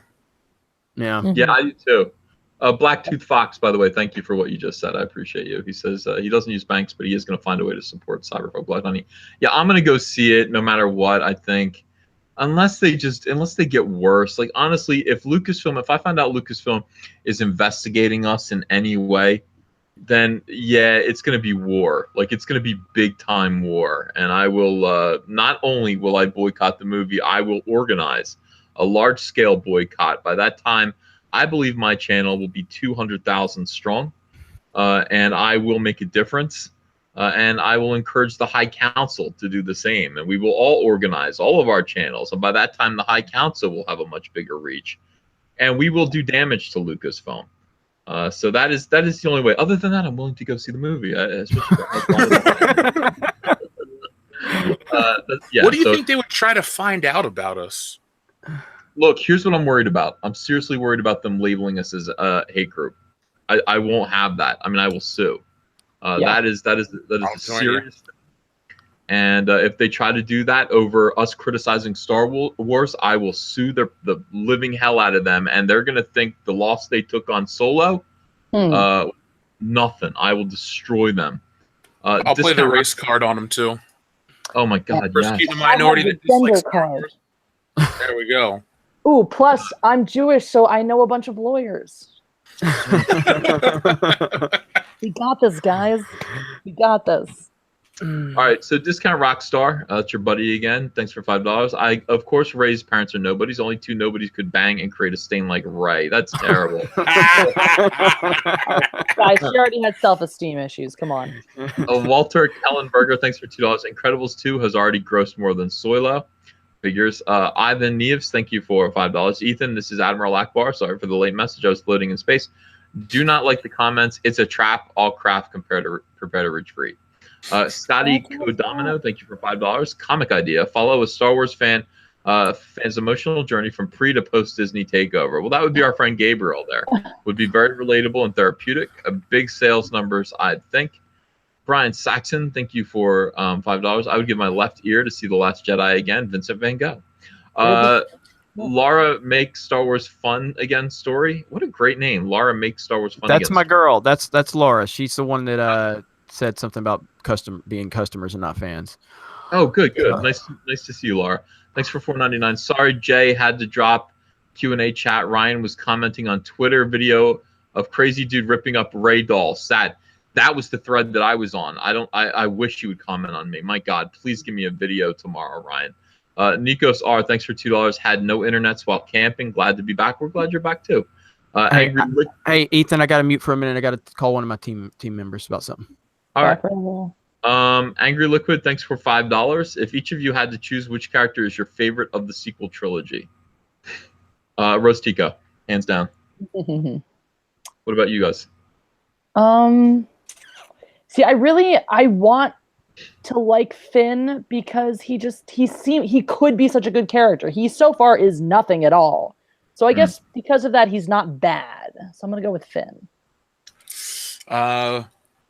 R2D2, who doesn't talk.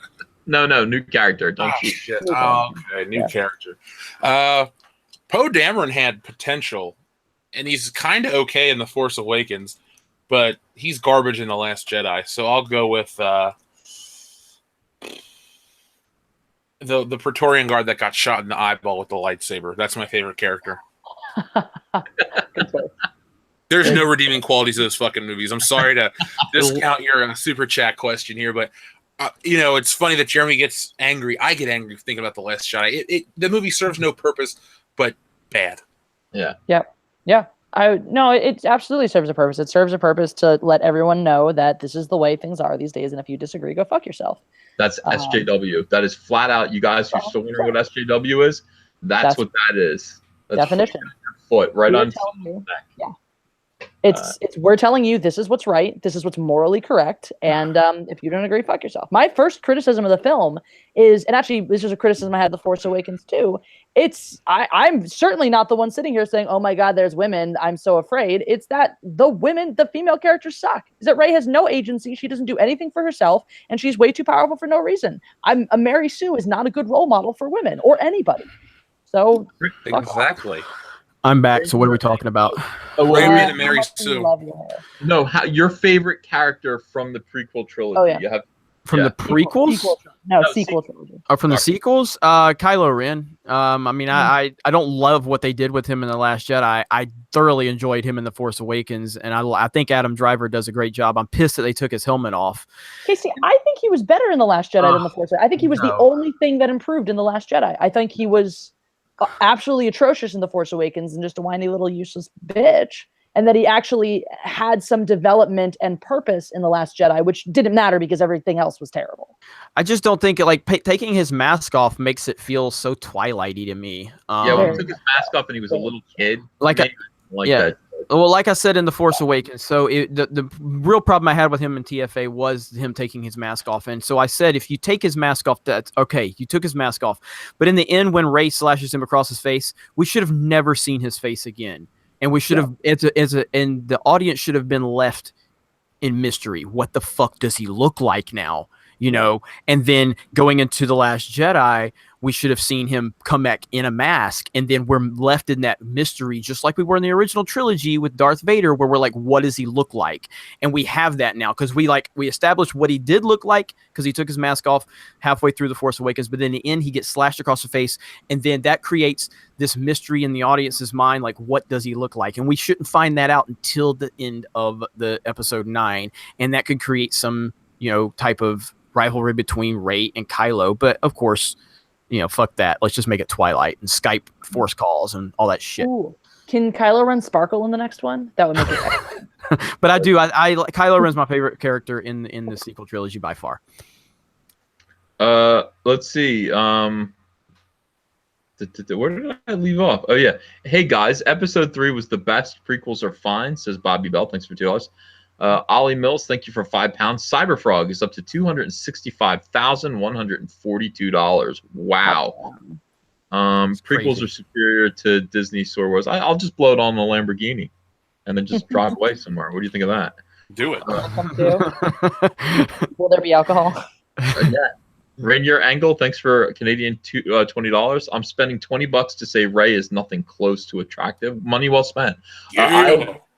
I agree. I find her off-putting. She has giant chiclets in her mouth. I don't understand. And when she turned to Han Solo in the Millennium Falcon and said, "I just did that," and with a big stupid grin on her face, how she'd fix the Millennium Falcon for him. I do hate all of the faces she makes in both of the movies. I, from a non-sexual standpoint, think that Daisy Ridley is an attractive person, but all of the faces she makes in both of the movies just make me want to punch babies. Yeah, I punch babies. Yeah, I do not like. I'm not attracted.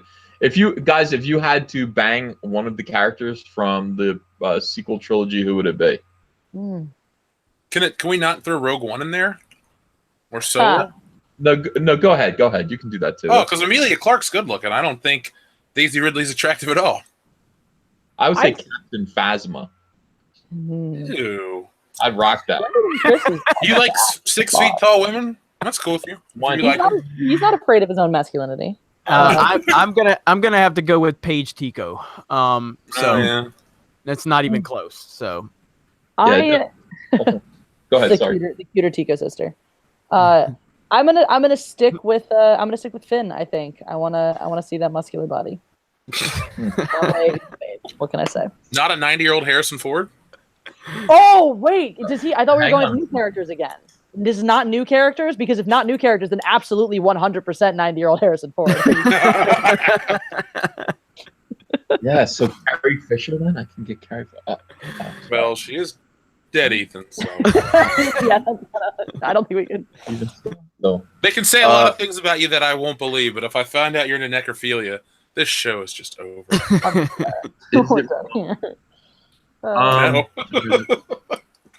Keep my feelings to myself then. Voorhees67, thanks for $5. In college, I gave a presentation on anime, and an SJW praised us for not having an offensive font. What's the most genial SJW that you've dealt with? It's all bad. It's all so bad. I got a good one. I know a guy personally who identifies as this type of shit, and he and I got into over Christmas, we got into a 2-hour debate about The Last Jedi, and he's like, "You said something about Daisy Ridley's neck, and that's sexist." And I'm like, "What the fuck are you talking about, dude?" And we went into this long thing. We were drinking, so it got really good, but that's the worst thing I've ever dealt with in person. I did have a super SJW college professor who I told off very quickly, and she did not like me.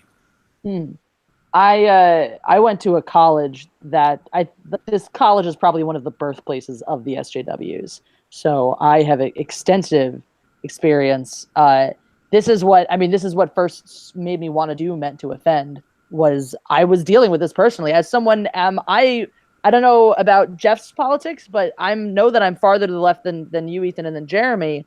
in my terms of my personal ideologies, which is, by the way, I think a great thing that we can all be here agreeing on Star Wars and agreeing that identity politics is bullshit, irrespective of our own beliefs. But I went to a school where I considered myself a very liberal, open-minded person at that time, and I left understanding that SJWs were the worst scum of the earth. So. What year did you graduate? 2013. Okay. Yeah. This was like the beginning of it. No one knew what an SJW was. Yeah, I graduated in 2014, and it was I barely skirted by, besides that one teacher. Yeah. Oh no, I actually had a girl once come up to my friend. This was a white girl come up to my friend who was wearing and she was wearing like a Native American piece of jewelry that she had purchased from a Native American person. And this white girl comes up to her and is like, "Oh, are you Native American at all?" And she said no. And so the chick says, "Well, I don't think you should be wearing that." I'm like, "What?"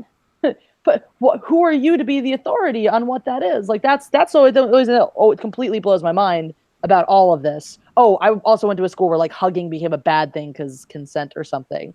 But and I was talking about this. And I was talking about this with Jeremy the other day too, where I think actually we were talking about this in our group conversation with Anna and with Ivan, which is who are the people, the front running voices who are out there telling us that we're detestable because we use the term SJW or that we're man babies, etc., and that are defending diversity. 90% of these people are white men. White dudes with skinny jeans. It's always the same. It's like, I'm sorry, white men are the ones preaching the narrative that white men are evil. Like, what is the sickness that's happening? Beta males. They're dumb. So it's just a lot of self-hatred. Do we need to let you get back to the super chat, Ethan? No, I'm listening. I take a break every now and then so that we can actually talk. But Cosmic Soldier, thanks for $2. Jesse Cuckmaker is anti-monogamy. Remember me? I don't know who was that. I don't remember him. So his name's a Cosmic Soldier, and he said, and that's false. Well hung and you don't know what he's talking about. Ignore him. Well hung and done. Thanks for £2. Star Wars was my idea. What a blast! Ronald Reagan. That's Ronald Reagan. That's very witty. Hugo Allen. The actor. Oh, okay. Good night, guys. Great council meeting as always. Thank you for joining us, Hugo. Mattaween, thanks for $5. Have you all discussed the rumor about Billy D. Williams possibly coming back for episode 9? Long live the High Council. May the force be Harambe. God damn it. Damn it. Harambe. I covered it this morning in my live stream at like the crack of dawn because that's when I was awake. So, yeah, we talked about Lando Calrissian and how he serves exactly no purpose to the story.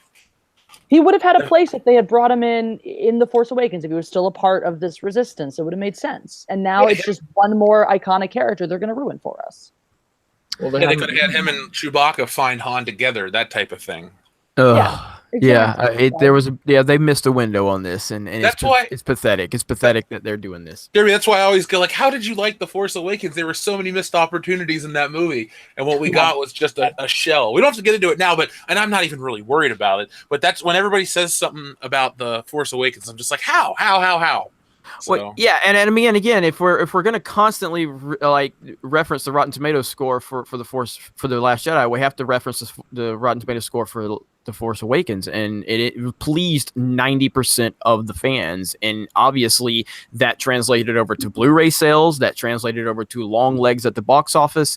You can look back on it and say now that it's, it was fool's gold or whatever, and I believe that it was, because I have not watched the Force Awakens since I saw The Last Jedi. In isolation, I still enjoyed The Force Awakens. I thought I enjoyed Rey. I enjoyed Poe. I enjoyed Finn. I enjoyed Kylo Ren. I enjoyed the mystery of Snoke. I enjoyed thinking, hey, maybe they're actually going to have a plan. I feel like they have a plan for all of this. This is all going to work into it. I believe that Rey tied back to either the Skywalkers or Kenobi or something. The Force moment in Maz Kanata's castle I thought was fascinating. It added some depth and mythology to the Force. It was, it added all these theories. You have Yoda's voice. You have Obi-Wan's voice in there. And the Knights of Ren. Like, there's just so many things that movie laid the foundation for. That movie was not supposed to be the beginning, middle, and end. It was supposed to be the beginning. And as the beginning, it was a damn good movie. And in my opinion, and the Last Jedi completely ignored everything it set up. I just love to put you through this every week. I'll fucking defend it. I really will. Like I would not. I just want to say I'm gonna claim some hipster status right here, and you can go verify this on my channel. Last April, before I was even posting regularly, like this was my channel had probably 60 subscribers or less. I made a video called "The Force Awakens is worse than the prequels," in which I talk about exactly why, and in addition, call out the identity politics, call out the shallow attempt at diversity where it already started in The Force Awakens. We're all supposed to like this movie. This movie was literally just a New Hope with insert, oppressed minority here. Can I do you one better? I made that video the minute I left the theater. Okay, you know like an hour after I left the theater. I was screaming about it an hour after I left the theater, but I wasn't posting at that time. So. Oh, because I had 70 subscribers, and I thought I just have to talk about this.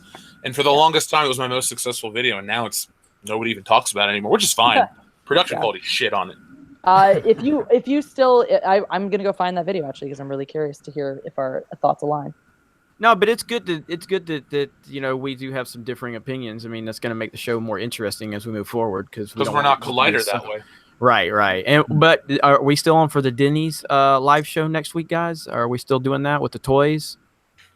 I'm sorry, what? The Denny's live show? You missed the inside joke.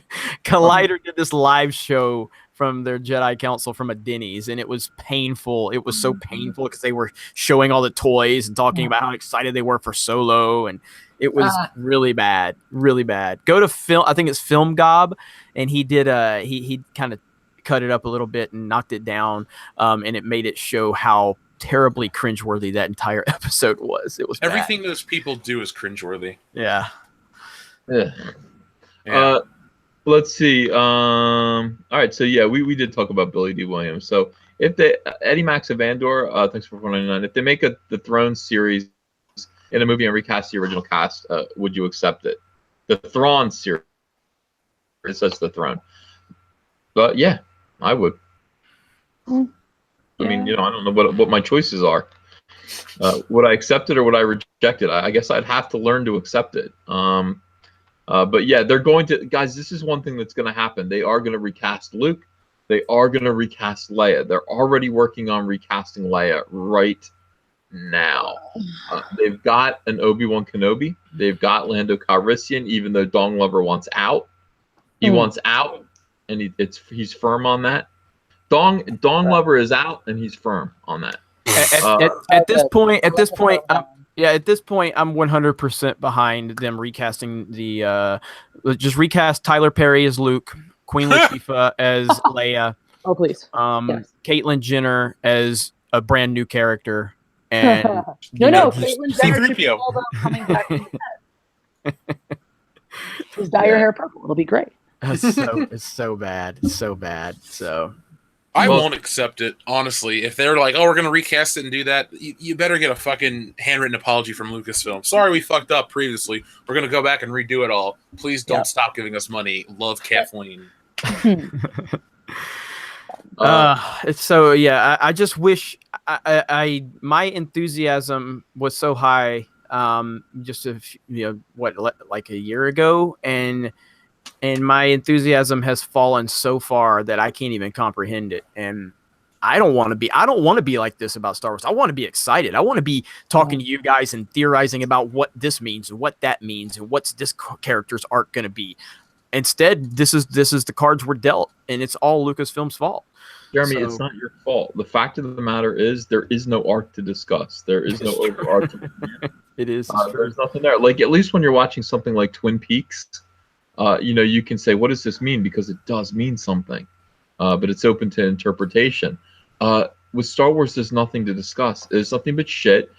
J.J. Abrams comes in and he does something, and then fucking Ryan Johnson comes in, scratches his balls, and then does something else, pisses all over what J.J. did, and then J.J. has to clean up the mess. There is no story. There's no story happening. So I know, Jeremy, you feel bad about the way that you hate Lucasfilm because they've hurt you. I know you feel bad. Don't blame yourself. It's not your fault. Okay, None well, of you this didn't have to wake up next to the Force Awakens girl the next morning and see what she really looked like. That's what I went through. Okay. Yeah. I understand, but it's so like she presented herself, she represented herself well, and she fooled you, and she Well, fooled a lot. it's like American Horror Story. I don't know how many people have seen that, but there's that super smoking hot maid. I mean, she was smoking hot. Oh, yeah. And that's basically how I feel about the Force Awakens right now. Like, I mean, I saw the hot chick at the time it happened, but now I'm just reliving the nightmare that I actually slept with that old lady. So, I mean, and it's traumatizing. It's traumatizing. So, Well, I just want you to know it's okay. We all went through it. We all understand, and this is a support group of 2,543 people plus us. We're here to accept you. We accept you for TFA beer goggles. Mercy Bucket said that in the chat. That's brilliant. All right. So Bryce Byerly, thanks for $5. As long as it's sexy Darth Maul. So yeah, you can like Darth Maul as long as it's sexy Darth Maul. Or is that? Was that a reference to Jeremy wearing the Darth Maul makeup? Oh, maybe it was sexy. Yeah, Darth. That's how far back we are. That's how far behind we are. Whoa. Michael Polak, thank you for $5. I don't think KK is an SJW. She acts like the popular girl in high school who inherited the iconic geek culture franchise and wants to be accepted by her friends. Well, she can go fuck herself. Brandon Whitley, thank you for $2. Steve Harvey, played by Idris Elba. Yeah, that'd be good. Michael Pronesti, thank you for Canadian $13.99. Just tweeted you all a pic that represents KK's idea of diversity. All the leading ladies look like KK. I think she's living some kind of moist fantasy vicariously through the films. That's disgusting. And I don't think there's any moisture anymore. Joe Owensby, thank you for $5. Jeremy, Daisy Ridley can't close her mouth. Took my dad to see Solo for Father's Day. Vio and Rio Durant were great. Val and Rio Durant were great. Loved when L3 got scrapped. I like that part too. That was the best part. Yeah, 15 minutes of that movie are good. They're undeniably good. The rest of it is shit. Doppelgamer, thanks for Canadian $5. Prediction: in an effort to in an effort to more subtle in his storytelling, Rian Johnson's new trilogy will be called Sith/Jedi War. He's psyched for SJW. Got it. SJW Sith Jedi War. That's brilliant. Justin Kelly, thanks for $4.99. If I ran Star Wars, Luke, Obi, and Yoda would step back out of the Force and return to the living. Why not $3 billion profits? The fans would go wild. Yeah. Rick Wolf, thanks for $10. I went through the Rotten Tomatoes reviews, and it appears the dead president's glowing reviews of The Last Jedi have been vetoed. There's no trace of them anymore. I think you hit a nerve, Ethan. Hell yeah. Amen. I love it. Matt Deckard, thank you for $1.99. I fear I can get banned from Disneyland for this. No, you're fine. By the way, they did try to throw me out. There's a video of it. Toppy Daddy, thanks for $5. Cecil fondles quadriplegic trannies in a Burger King bathroom. Sincerely, Digital Underground. I was blown away by Last Jedi. Sincerely, Harambe. That's not nice. Harambe didn't see The Last Jedi, did he? I mean, they are screening it in heaven. We have determined this. So, are they? Oh my God! Then why is Harambe in heaven? That's the question. Oh, that's a deep philosophical conversation that we shouldn't have. No. Eddie Max of Endor, thank you for $1.99. Thrawn series, not Throne, not except. Yeah, you're correcting yourself there. Ray Thulu, thank you for $2. Ethan, EVS needs to lounge in a tub full of his Tico figs. I'll do that at 70,000 subscribers. Cover yourself, though. No, not at all. They 70,000 subs. They earned it. Michael Mathis, thanks for $2. Don't you talk about my Taylor Swift like that, Micah? I'm telling you, she has no ass. I took pictures. I'll show you. I mean, you wouldn't believe it in real life. Flat as a board. GRP poll, thanks for Canadian $2. Red Rooster live stream right now. Poor Mitch. Yeah. Gabriel. Hey, Gabriel again. $2. Tally Lantra equals best thing in sequels and best legs. CPU man, thank you for $2. Seen the new Incredibles? Thoughts, opinions? No. I still haven't seen it. I've had so much going on. I'm going to try to go see it tomorrow, but I've heard mixed things. I've heard a lot of people said it doesn't have a lot of SJW stuff. Then there's another group of people that are telling me it does. I didn't think it was going to have much SJW stuff based on the trailers, so I don't know. I'm just going to skip it in general. Well, the problem which is happening now too is that the SJW is actually creating this deeper division where they've made diversity into a bad word, which is ridiculous. Like, how could you do that? And now it's a thing where, like, anytime people see diversity or see representation of something other than what you're used to or expecting, immediately assume it's SJW, even when it's not. So that's a problem, but that's a problem that's created by SJWs. So that's a good point.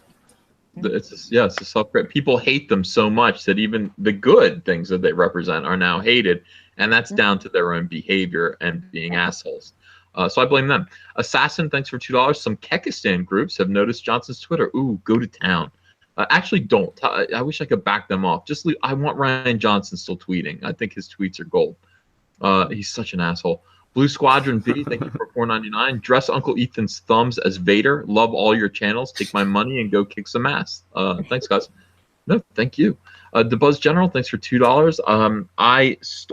One star, The Last Jedi. Made me want to jump off a bridge, says George Bailey.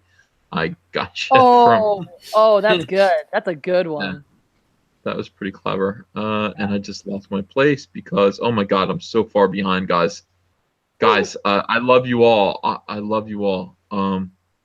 Holy shit. That's how I felt last week, man. I know. I just feel bad because this is part of the gig here. It's my turn, so you guys have to sit back and put up with this. It's terrible. I just want to say, at least you're not stuttering over every word like I do. So I'm trying to go as fast as I can. Colleen, and Jesse, if you get accepted and you're one of the, we become a foursome. This is going to be your thing to do once a month. Hooray! Yeah, Cole Ween, thanks for $1.99. Do you guys think Pablo Hidalgo is a virgin? Shannon McDaniel, thanks for $2. Say hi to Papa Van Skyver. He's the coolest. He. I'm gonna say hi to him, all right. S. Gamble, thanks for $2. Lucasfilm must halt further production now. Michael Pollock, thanks for $2. EP9, episode 9, set 3 days post Last Jedi. Luke alive for Jesus metaphor. That would be great. Midnight Cherry TV, $2. Cecil gives a satirical edge to this community. No, he doesn't. He's drunk and noisy. Ian Carroll, thanks for $8. I know it's not Star Wars, but have you guys talked about Star Trek Discovery showrunner being fired? I didn't even know they got fired. I know the show screamed a void, but I'll check that out. I have no interest in Star Trek Discovery, so. Yeah, I'm not a fan. I don't like Star Trek at all. I wrote a song about praying that William Shatner would leave this world, but that's people didn't like it, so I only played it like 4 times. Demogenai, thank you for $5. Check out my dude Mad TV Talk. I've had live chats with him. Stephanie Janisek, John Talk Star Wars, and Ivan Ortega before. Cool. We love all those people. Stephanie's awesome. Stephanie great, isn't she? Mm-hmm. Shout out to Stephanie. Stephanie is awesome. I'm always talking to her on Twitter, and she's great. So. Yeah. I'm still jealous that she got mentioned in the worst Star Wars fans by that skinny little white British guy, and I didn't. I'm real jealous. I didn't either, though. He made a separate video about me. Yeah, he made a but... whole video for you. Oh, I watched that after you guys told me about that. That was beautiful. I didn't get number 1. I'm still pissed off. Yeah. Well, I didn't make the list at all, so you know. Fair enough. But he's not going to attack you because people say he's sexist. Yep. Well, what if I draw a beard on my face like I did that one time for Jeremy's channel? All right, then it's fair game. That was great. That was great. She said Jeremy called and said we've got way too many women on this channel, so I'm gonna butch it up around here. It was great. That's right. So. It was awesome. Let's see. Is Ray pansexual? Asks Ion Lucas for $2. Ray is asexual. Yeah, that's a good assessment, honestly. Because you know what? If anybody brings it up, they'll say, "Oh, you shouldn't have sexuality with these characters." Blah blah blah blah blah. But then they'll do it for Lando, so it's double standard. Mm-hmm. Of course it is. Speaking honestly, of Lando, my cat Lando just came to visit me. Hooray! Just for 1 second, try to picture Ray naked. Ooh, well, she was naked in some movie where she played a cadaver. I don't want to. I can't picture it. I think Ray's attractive. So. Have you ever been to Home Depot, Ethan? Yes. Have you ever seen that section of deck boards? Yeah. Then you've seen Daisy Ridley naked. Damn, kid. Damn. Is it wrong that I really want to Google Daisy Ridley naked right now and see what comes up? I'm doing it. All right. It's gonna be. Geek Chorus, thanks for $2. EVS, how are you gonna sign 45,000 plus books? We're not there. We're at 4,500. That's listen. That's a couple days' work, honestly. To be honest, that's what that is. I'll manage, guys. I love you. I'll do it. Darth Platypus, thanks for $14.99. Here's my ticket for Solo because the High Council is more worthy of Lucasfilm than Lucasfilm of support right now. Kathleen Kennedy needs to get laid. and go away. Any volunteers? No. If you send world-class bullshitters $100,000 super chat, we can make it happen. You'll make that happen. We can get her a black guy, a mixed guy, an Indian guy, even a white guy if she wants one. All right. Well, you know she does. You know that's where all that guilt comes from, is how much she loves them white boys. Aaron Cook, thanks for $5. If Jeremy is in makeup, make him dance to Goodbye Horses with it on. You guys just have to watch this video. If it hits 1 million views, he's going to do whatever the High Council says. So that's true. Jeremy, would you really put on makeup, and would you know how to do it? I mean, you got to cuck it back, dude. No and no. So, come on, man! It's for the fans. We love them. Do it. I'm just trying to get some cheap views out of this. I ain't putting no fucking makeup on. So. That'll be cheap views. No, I will do Darth Maul. I would do Darth Maul makeup. So I can make that happen. You but can't just wear like a your little bit of sexy lipstick, though, right? No. Just like a little. Fuck how me. How about a fuck wink? me. You know what? I mean, who's to say I don't do that Buffalo Bill scene in the mirror every day anyway? Like that's a fair point. So I'm don't know not saying I would. I'm just saying So between what Jeremy's saying is P jar, I'm not surprised. Yeah, I could do Alabama war paint. Someone just said in the chat, and it went by. So, or do it Braveheart style, and scream about how they can take your life, but they'll never take your Star Wars. I would totally be down to do Ultimate Warrior face paint. So, yeah, be okay with that. Just don't meet a similar end to the Ultimate Warrior. Yeah, I heard that. All right, very good. Is that you playing that, Ethan? Yeah. Yes. I like that song. Cowabunga, thanks for $5. Wise men say forgiveness is divine, but never pay full price for late pizza. That's brilliant. That's a fortune cookie there. Eyeball 10,000, thanks for $5. I haven't seen them in a long time, but I think the Ewok movies might be objectively better than The Last Jedi with better characters. I haven't seen them. I would like to see them again. I didn't like the holiday special. Well, I did make a video where I dissect exactly why the holiday special is better than The Last Jedi. I believe it's on Geeks and Gamers. Mm-hmm. Interesting. Yeah. Let's see. So Cree S, thank you for 1138. That's cute. Thank you. TH 1138, far more entertaining than The Last Jedi. Acoustic Soldier, thanks for $2. Lineage should not affect substance of character. Deadeye 313, thanks for $10. Force Awakens could be forgiven for being a New Hope ripoff. They had directors to expand on it, but then Ryan came in and tossed the lightsaber. JJ handed him. God, that scene just pisses me off. So Jeremy, what are you doing it? Well, I've already committed to, and by the way, Joe Voss just said, Jeremy, your 60K sub live stream was the best. Thank you. But I've already committed to doing a 24-hour live stream once we hit 100K subs. So I've already got to figure that one out. That's pretty crazy. And we're going to be donating portions of that entire stream to charity. So I've already put myself in a situation that I can't even do probably. So, but I think I should probably get the Darth Maul makeup, and then I'll go to Ivan, and Ivan does all of his ninja stuff, and he and I can record ourselves reenacting these scenes from the Phantom Menace. I'm okay with that. Sounds good. We need a third person. I'm so in. All right, let's do it. The rookie says don't pee in a cup again, Jeremy. I'm not gonna do it. They got mad at me about that last week. So. Yeah, pee in a bottle next time, obviously. You're allowed to leave. You're allowed to take a little break. You don't have to pee in it. Like, we're not astronauts. You can go. Rhino 4563, thanks for $5. Uncle, please ask Jeremy what the Gold Cup count is up to. He hasn't taken a break since the stream started, and you know he had a Gold Cup. I'm good. I paced myself tonight. Oh my God. The Outpatient, thanks for a Canadian $5. Episode 9 should start with Luke coming out of the dark side cave in Dagobah. Everything after the first half of Empire Strikes Back was a vision. Oh, how about that? He comes out all old. Oh, that'd actually be really fucking cool, but it won't happen. Yep. Darth Vader's back and everything. That would be great. Darth Vader, brother. Yeah. Fan Addicts of Film, thanks for $10. Boycott Episode 9. I love you guys. Boycott Episode 9. I love you guys. I think they're going to keep tripling down until Episode 9 dies on the van. Yes. And the vine. Yes, it's a problem. Great. Zebulon Pike, thanks for $10. Space Force may be an opportunity to transition from warfare to research exploration a la Starfleet. Military-industrial complex will adapt to new demands of more peaceful application of resources.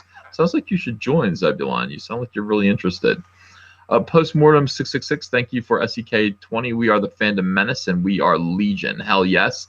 Jeffrey Toon, thanks for £2. I don't hate anyone apart from KK, RJ, of course. All right, that's excusable. Kip Duran, thank you for $5. Regarding The Last Jedi, if Rey is nobody, why is Chewie with her? He has a family and his life debt is over with Han dead. He should be back on Kashyyyk with the goddamn Falcon. Damn straight. He's missing Life Day. How many Life Days has he missed hanging out? 40. My God. Lumpy is gonna be all grown up. Oh, Lumpy. Yeah, I want to see Lumpy as a. I'll be so proud of that young man. I want to see him as like a shitty adolescent who never listens to Mala. That's what I want. Wait, that should be the next Star Wars movie. It should be a Lumpy spinoff. Oh my God. No subtitles, no dubbing, just all Wookiee. The end. Oh, terrific. So, Rhaegar Targaryen, thank you for $4.99. Snoke was the best new character in the sequels. Unfortunately, they killed him. The worst is General Hux. All right. Hux had some moments. Rose didn't. So. Hux didn't really impress me either way. He was just kind of there looking like kind of an effeminate, kind of mincing Nazi. I don't know. His speech was pretty good in TFA. That's about it. But then when he was taken by the Force and smashed into the ground and made to be a joke. That's true, but that wasn't his fault per se. But as far as I'm just saying, like Rose, every line Rose delivered was so painfully bad. But I mean, when he's getting thrown around by the Force, that's not anything to do with his performance or anything like that. And so, no, I agree, but I just mean villains are supposed to instill fear because our heroes have to face adversity. That's not the case. Well, but in theory, though, I mean, but if you look at it, and if Snoke would have been properly done, then that was to elevate Snoke's menacing ways and his intimidating ways. But yet Snoke is, nothing. He's irrelevant. When I saw that, I didn't take the first time I saw it. I took that as to go, oh shit, Snoke, don't fuck around. You know what I mean? Mm-hmm. But Snoke is irrelevant. It's completely nothing but more of a plot point or a plot device to get a shock value reaction. That's all he was for. It was ridiculous. So fuck The Last Jedi. Anyway, go ahead. I like that. The ending there is good. Megatron. I was in my mind going Hux and Finn. Hux Finn. I was like, did they do that on purpose? That was going through my head while I was listening to you. Megatron 0451. Thanks for $5. The prequels are the Nickelback of Star Wars. Oh my God. People secretly like them but deny it to everyone. First of all, I don't fucking like Nickelback at all. Like, not even secretly. I don't like them. I think because they have been incredibly successful. Like, there have to be people who do. And I will say, they do have some good songs. All the Right Reasons is a good album. I'm sorry. So. I'm not going to go that far. I don't think it's a particularly great album. It does. Is that the one that has the song Animals on it, though? Jeremy out to dry there. I love that. She just reeled him out. He came out and said, "Okay, I like this whole album." She's like, "No, that sucks, Jeremy." That's wrong. That's incorrect. When I started hating Nickelback was the Rockstar song, and it played non-fucking stop. It was like. Sorry, I just need to say this, and I know it probably makes me a bad person in the mind of every single SJW that's ever lived, but Nickelback has this duality where they make some like really great misogynistic rock songs that are all about like partying and fucking bitches, and they try to make songs full of feelings, and they should not make songs about feelings. They should make heavily misogynistic rock songs about partying hard, fucking bitches, and getting into fights, because those are good songs. But they are the fucking bitches. That's the whole problem. When you listen to Poison, I just, oh my God, look at this photograph. That song is one of their feeling songs. Hey, all you people in the chat that are whining, if you want to find a fucking channel that's going to tell you what you want to hear, go to Collider, because this ain't it. Okay, this is the Truth Channel. I'm not here to tell you what you want to hear. I'm here to tell you what I think. I just want everyone to listen to the song "Animals." And I'm just fucking with you guys. I love you. I'll stick with the song from Spider-Man, and that's about it. So. I didn't even like that one. It's not even fully Nickelback, so. Wait, what? Which Spider-Man song? The Spider-Man the song, one Hero with from like the- yeah. 2002. Hero. I just like that movie so much. I Oh, don't that care. song. I don't remember that song. It sounds bad though. Based on whoever just sang it, it sounds terrible. The best That thing was all that Jeremy. the best thing that ever Nickelback ever created though is and you can just Google it or you can YouTube it right now, and it's look at this graph. Just YouTube that. Look at this graph. It's like a 7-second video, and it's amazing. It's the greatest thing ever. Do that. You'll thank I me. know what it is. Everybody in the chat shitting on me. You'll thank me after you YouTube search that. So yeah, Do not like.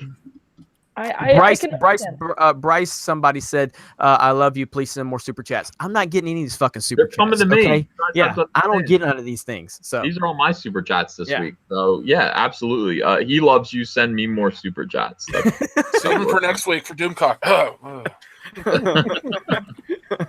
Let's see. Okay, get ready for an article in the Wall Street Journal. It says, please rewind for $2. Discount Rockstar, thanks for $5. Favorite sequel character is Snoke's wardrobe designer. Liberace, I think that was. Johnny Medieval, thank you for $5. I demand a plastic wasp with rubber squishy thorax full of slime. That is my idea. Also, spring-loaded jumping cyberfrog, make it so. Seriously, great toy ideas. Thank you. I agree. Theo Brando, thank you for $2. Daisy Ridley's all forehead. Black Mephistopheles says, please, Uncle Ethan, sing us a song about necrophilia. What the fuck? this chat Thank is you a for disaster right now. Maga Mexican, thank you for $5. Why'd they let Daisy Ridley breathe through her mouth for 2 whole movies? Because she doesn't have dick-sucking lips, so they have to get you to they have to spark your imagination. They should have cast Scarlett Johansson, and then it would have been all over. I like Scarlett Johansson. Justin Paris, thank you for $5. Quote, she's way too powerful for no reason. That's what killed Force Awakens for me. Broke suspension of disbelief mid-movie. Yep. Rhaegar Targaryen, thank you for $1.99. I noticed no one said they would bang Maz Kanata. She's CGI. You can't bang that. Yeah. I don't know. Hey, look, that's she's already claimed Chewie, so I'm not fucking with Chewie's woman. So yeah, I like my arms. Yeah, people are saying they like me better than Nickelback. Thank you. Thank you so much. All right. I just want to. Sorry, can I jump in for a sec? No, go ahead. Yeah, I just saw one of the chats scroll by where someone immediately wrote me off as an S, and this is what I'm saying. This is why the culture is why the SJWs have created such a toxic blowback, because I use the phrase misogynistic rock songs. That apparently makes me an SJW, even though I followed up entirely with I like those songs. Yeah, we like misogyny. I love misogyny.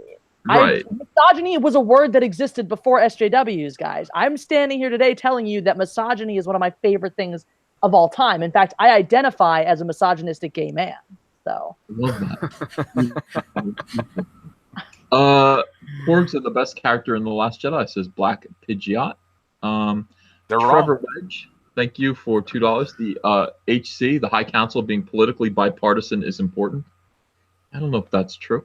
Glinser, thank you for $5. Episode 9. We want to be united. We want to be united. Glinser, thank you for $5. Episode 9, The Force Goes Back to Sleep. Yeah, that's a better title. Jimmy the Pirate, it's a better title than Trixie or Black Diamond. Jimmy the Pirate, thanks for $2. Decanonize Force Awakens and The Last Jedi. We would.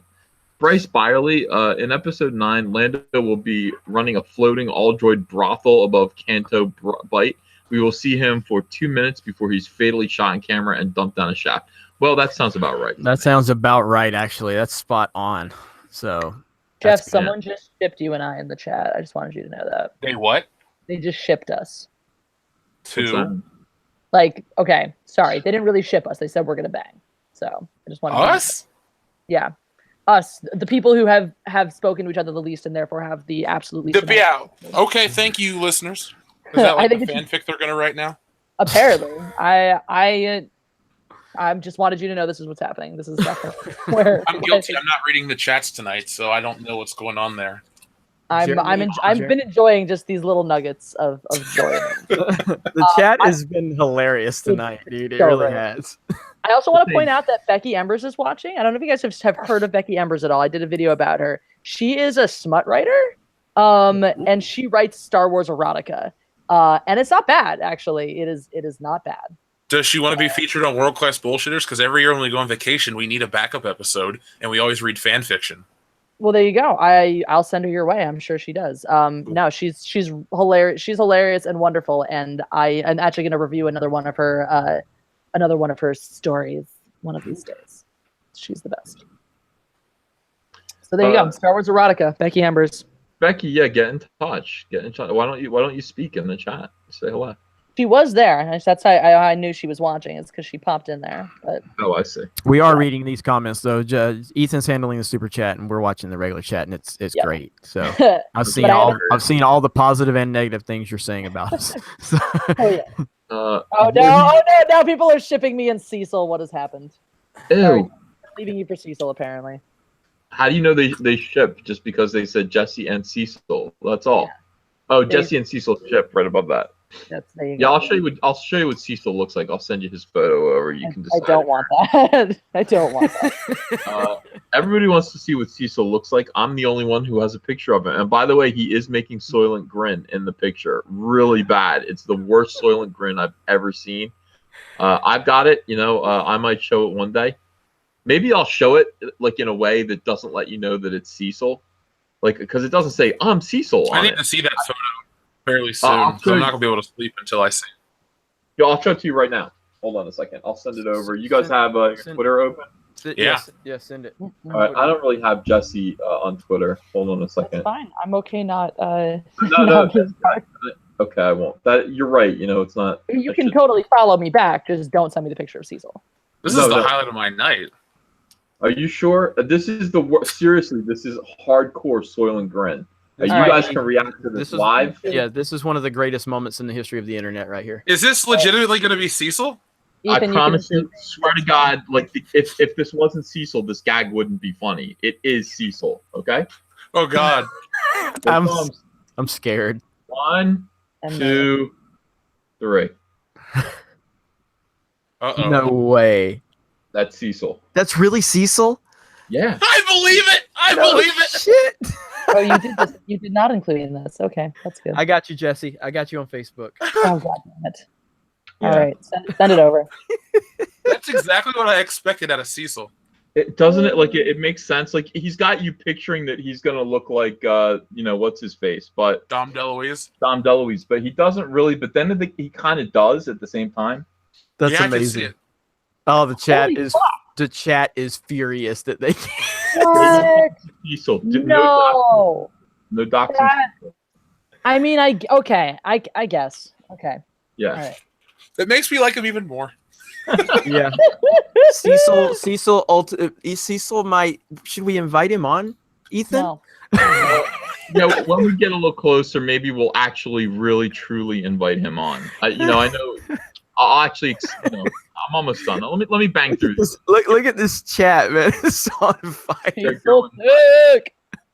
I'm gonna sell prints of Cecil's face for $24.99 on the World Class Bullshitters website. All right, guys, let me just slam through these. $100 if you get Mike Zero on the High Council, says Voorhees 67. L Argo 30, thanks for $1.99. So Dong Lover is pulling out. Adventures Industry, thanks for $5. Okay, Ethan played the Butter song. Jesse sing the lyrics. I'm paying my hard-earned dollars for this to happen.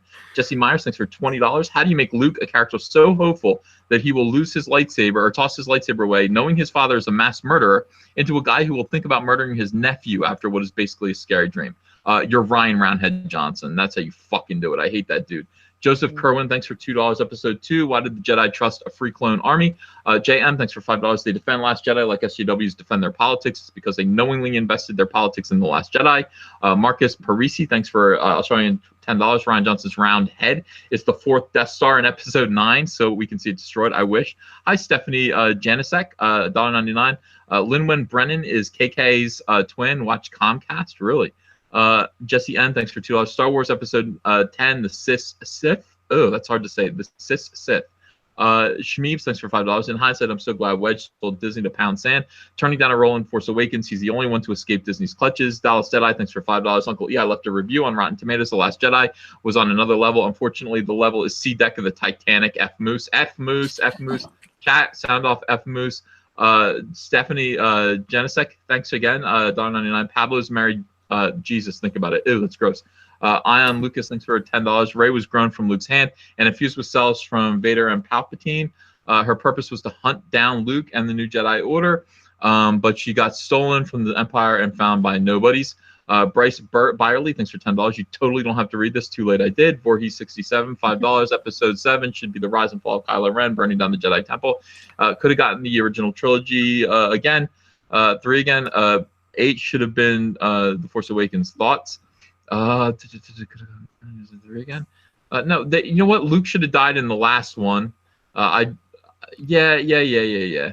I agree with you a little bit. I agree with you. Discount Rockstar, thanks for $5. I just pictured Rey naked and came to the conclusion that she is no sexual. Buffalo Bill from Silence of the Lambs is more sexual. I saw the picture you just sent over. Yeah. Laura will make Star Wars fun again, $1.99. I want to hear Ethan's Cannibal Live song. Billy Ritchie, thanks for $1.99. Give Ray Alabama Hot Pocket. Stephanie, hi again. Thanks for $4.99. You people have fun. Yes, I'm bad, but I'm right. Metal Forever Night. Clip 24, thanks for $5. With Bob Iger trying to head into politics, do you think that all the SJW pandering could really be his idea? Possibly, yes. Yeah, because he's trying to be president. Rhino4563, thanks for $2. Idris Elba as Lumpy. Oh, I wish. The sequel returns, $5. They used Chewbacca's death as the excuse to jettison the EU, and they treat him like window dressing. He's barely a character anymore, and it's sad. Vince Garrett, thanks for $5. What if Episode 9 starts off with Finn waking up from his coma and Episode 8 was all a dream? Then all's forgiven. James Thomas, thanks for $4.99. Uncle E, we will only forgive Lucasfilm if they make you a character in Episode 9. If not, we boycott 100%. Just jump to Kyle, thanks for $5. In Aftermath, General Hux was hand-chosen to be the future of a new and improved Empire First Order. The Last Jedi opens with him falling for a prank phone call. Astral Walker, thanks for $5. Preach. No idea why they made Hux a joke in The Last Jedi. One of the more underrated issues in the sequel trilogy is that there is truly no menacing villain. Wind Fala, thanks for $5. We only get these pretty boy actors nowadays. Name a manly man's actor to star in Star Wars non-saga movie. Nick Offerman. Yeah, Poe is okay though. Poe isn't a complete puss. He's an okay. Look how he was treated by what's her face. They made him an asshat in The Last Jedi because of that. Because he is the only. That's the whole point. Is he is the only character who's somewhat of a manly man, and so they have to spend the entire movie treating him like shit because to prove that obviously manly men are evil. Like he looks like he could have been in a movie in the 1970s. You know what I mean? Like he looks like a regular guy. He's not like a squirrely little manlet, and that's all they do is hire squirrely little manlets now. Brian Saxon. I'm sorry. Go ahead. No, I'm almost done. I'm almost at the end. I'm going so fast. Brian Saxon, $5. Ryan Johnson's trilogy will be 6 hours of him blowing himself. I wish that. Well, I don't want to, but he can go fuck himself. Is what I'm trying to say. Mattaween, thanks for $5. I would let Ray have sex with me. Mary Sue me. That's funny. Michael Kuklin, thank you for $10. Hey guys, on a previous High Council, Uncle Ethan said that The Dark Knight Rises was a pro-Republican movie. Could he elaborate on that? Cheers. Yeah, it was all about Occupy Wall Street, essentially. It was of its time. Ian Carroll's, thanks for $5. The prequels are Nickelback. The sequels are Ed Sheeran. I like Ed Sheeran, though. Stephanie Janisek, thank you for $4.99. God bless the patriarchy. Yes, indeed. Stephanie, you're a great girl. The Shadow, thanks for $9.99. Great to see a live stream without a Soviet-Russian furry. Jeff, take notes. Kidding. But it's good to hear you guys after an agonizing day of back pain from carrying the weight of a dying franchise. And it hurts. It really does. Outpatient, thanks for Canadian $2. Jeff is pan incel. So Jeff likes everything, but he is involuntarily celibate. A pan incel. That's a new thing. I guess that's pretty good. A Classic Soldier, thanks for Australian $5. Jesse, if you don't want people to think you're SJW, maybe delete videos on your channel ragging on conservatives and saying girls should sleep around. Dakaboo, thank you for $5. Fett, Clone Lives Matter, a Soy War story. Sounds good to me. What do you guys think? Hero of Raven, $5. My bad, you did read my message. Take another 5. My mistake, more profitable than Solo. Hell yeah, with that $5 alone, we are $80 million and $5 more. We made more money than Solo. So that's it. Thank you. We got it. We got the super chats. Yay, go us. Before Dude, midnight. I counted through those. You have to Go admit. us. That was impressive. That was impressive. That was impressive. I That can get was... up in the morning and do it all over again. And we gained some viewers in your last probably 2 or 3 minutes there. So obviously your voice was resonating with everybody. Oh, I would like to think so. It Yeah. is Do you want to calm. have Cecil on, or do you not want to have Cecil on? I think Oh, no, now that I know what he looks like, I don't think I can handle it. true. More It's handsome true. than you thought. It's kind of like that moment when you found out like WWE or F back in the day, like it wasn't actually like legitimately like a real sport. It was, predetermined. And I feel now like Cecil's too thin. you've taken all of the mystery away, and I don't really even want to. I don't know. I don't want to do anything anymore. I'm just depressed. Let's look at the photo that he took, though. I mean, whose room is he in? There's like a chibi panda and a pink fedora. What's that pink fedora back there? Yeah. Where? Oh, he lives with his sister though. But why did he take this photo in a child's room? Oh my god, I didn't even think of that. Maybe he's worse than we thought.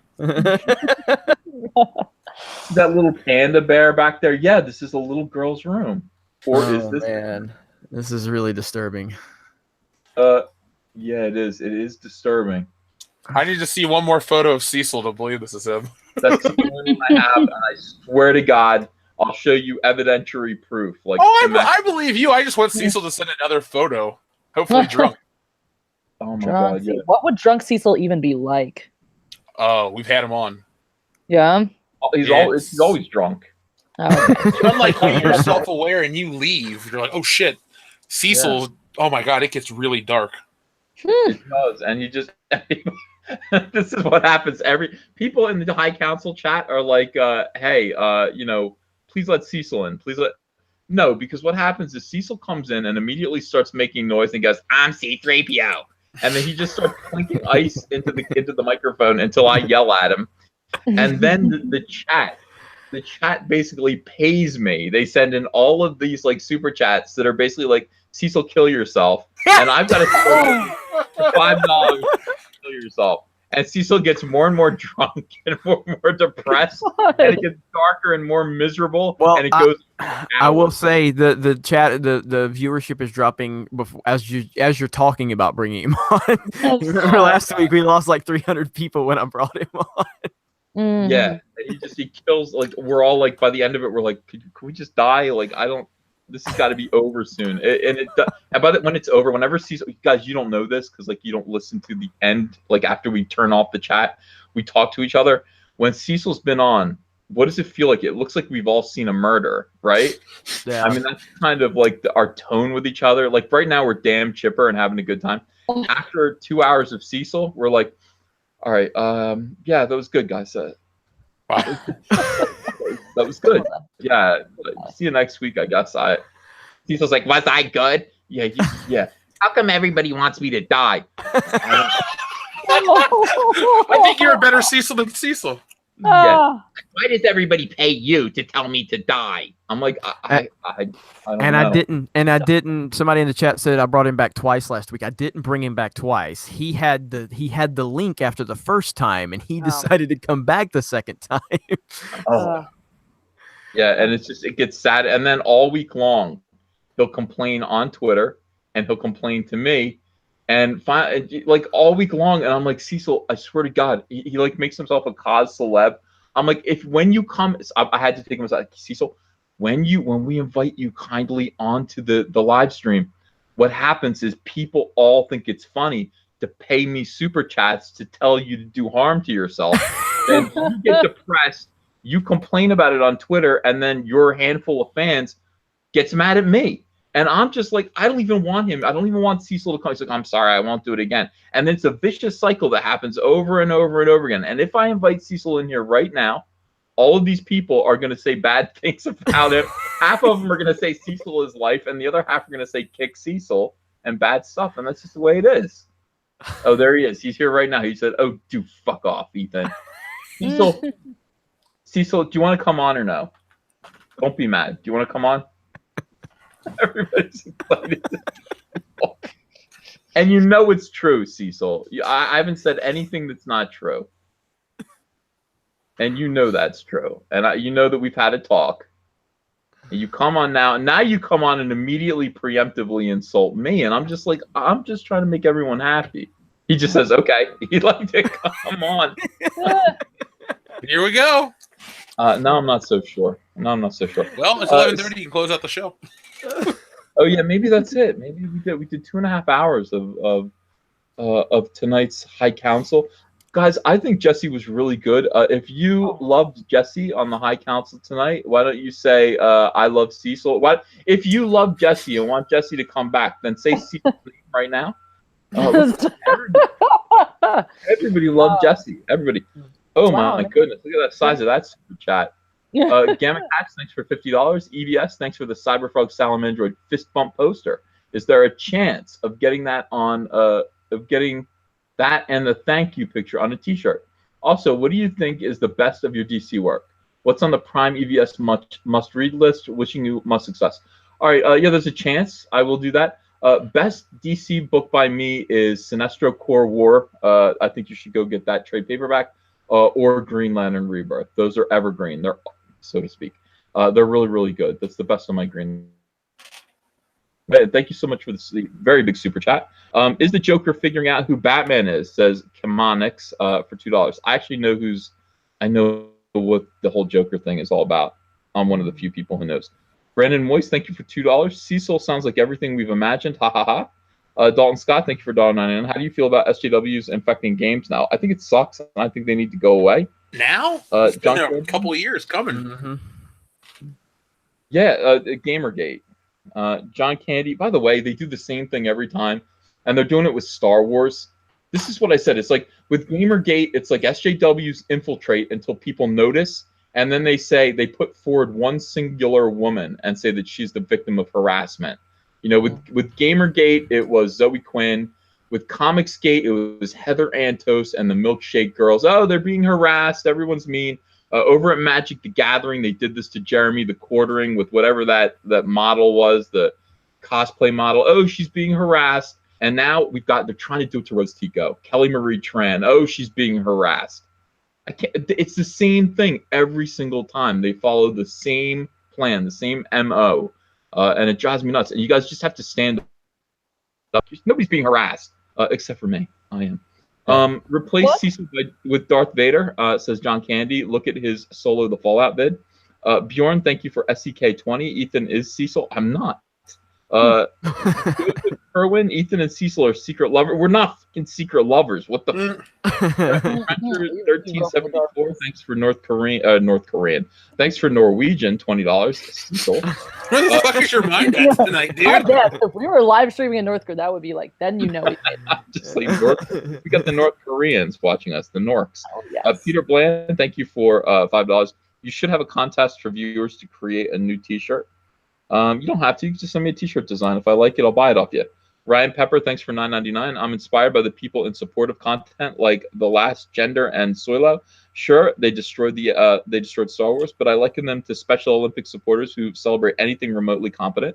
Acid Blade, thank you for $10. Back when I went to see The Force Awakens, the question that was going through my mind was, why couldn't they give Rey a busty chest? They can't. SJWs don't do that.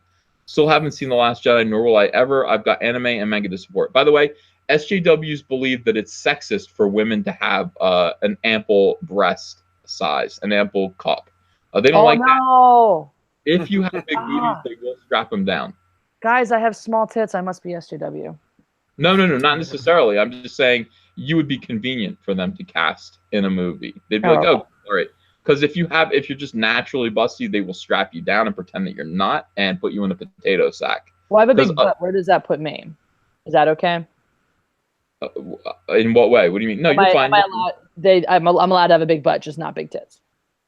No, big bust. I said big bust. Yeah, no, I heard. So that's what I'm saying. So I'm in the clear because I've got small tits.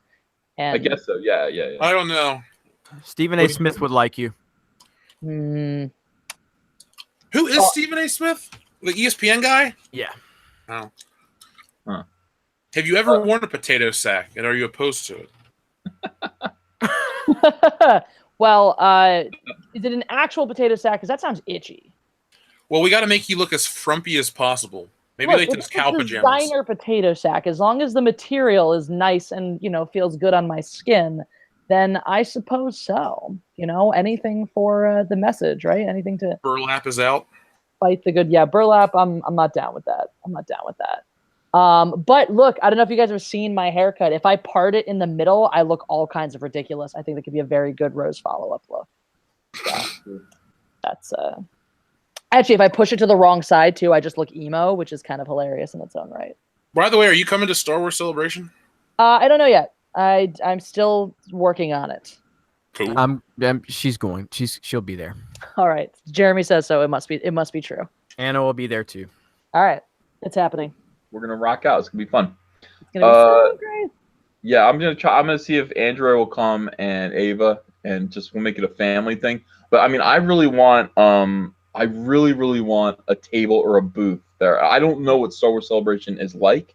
Is it a convention floor? Can we do artists for Star Wars have table space? Is it like a Comic-Con? No. No. It's I mean, I've only been to one. I went last year to Orlando, and I don't know what the setup's going to be like in Chicago, but it's not like a Comic-Con per se. No, it's not. It wasn't really well run last year. Lines were enormous. Couldn't get into anything, and it's all about panels. It's all panels. And sitting in line and sleeping on concrete. And hopefully you get into one or two panels. If you don't have press credentials, it's kind of a nightmare. We should have our own makeshift panel somewhere near that. They're not. We have a bar. Yeah. Oh, well, let's I've do organized it just to get in a bar. So yeah, we're gonna have a meet and greet at this bar. So we'll get shit faced and talk to our fans. I like it. That sounds like what I do anyway. I like the way you move. Let's see. Discount Rockstar says, "Sorry, Jesse, you rock, but even I won't say I love Cecil." The Outpatient, thanks for Canadian $2. So you and Cecil being lovers isn't a secret. What the Rhaegar Targaryen, thank you for $1.99. What were red cloaks about on the Last Jedi posters? Don't know. Trombi Chuti, I have no idea what that is. Thanks for $5. Talisi and Lintra, the A-Wing pilot was the hottest in The Last Jedi. And Snoke had the best legs in the movie. Yeah. Trencher 1374 or 35 gives me Norwegian, North Korean $20 again, says North Korea represent. Black Mephistopheles, Jesse is the pink of the High Council. How do you feel about that? Do you think you're pink? No. Do I have to elaborate? I don't. I don't feel that vibe. That's not my life, but okay. Yeah, that's the vibe that you're giving this guy. I'm not insulted by it, but I don't know if I agree.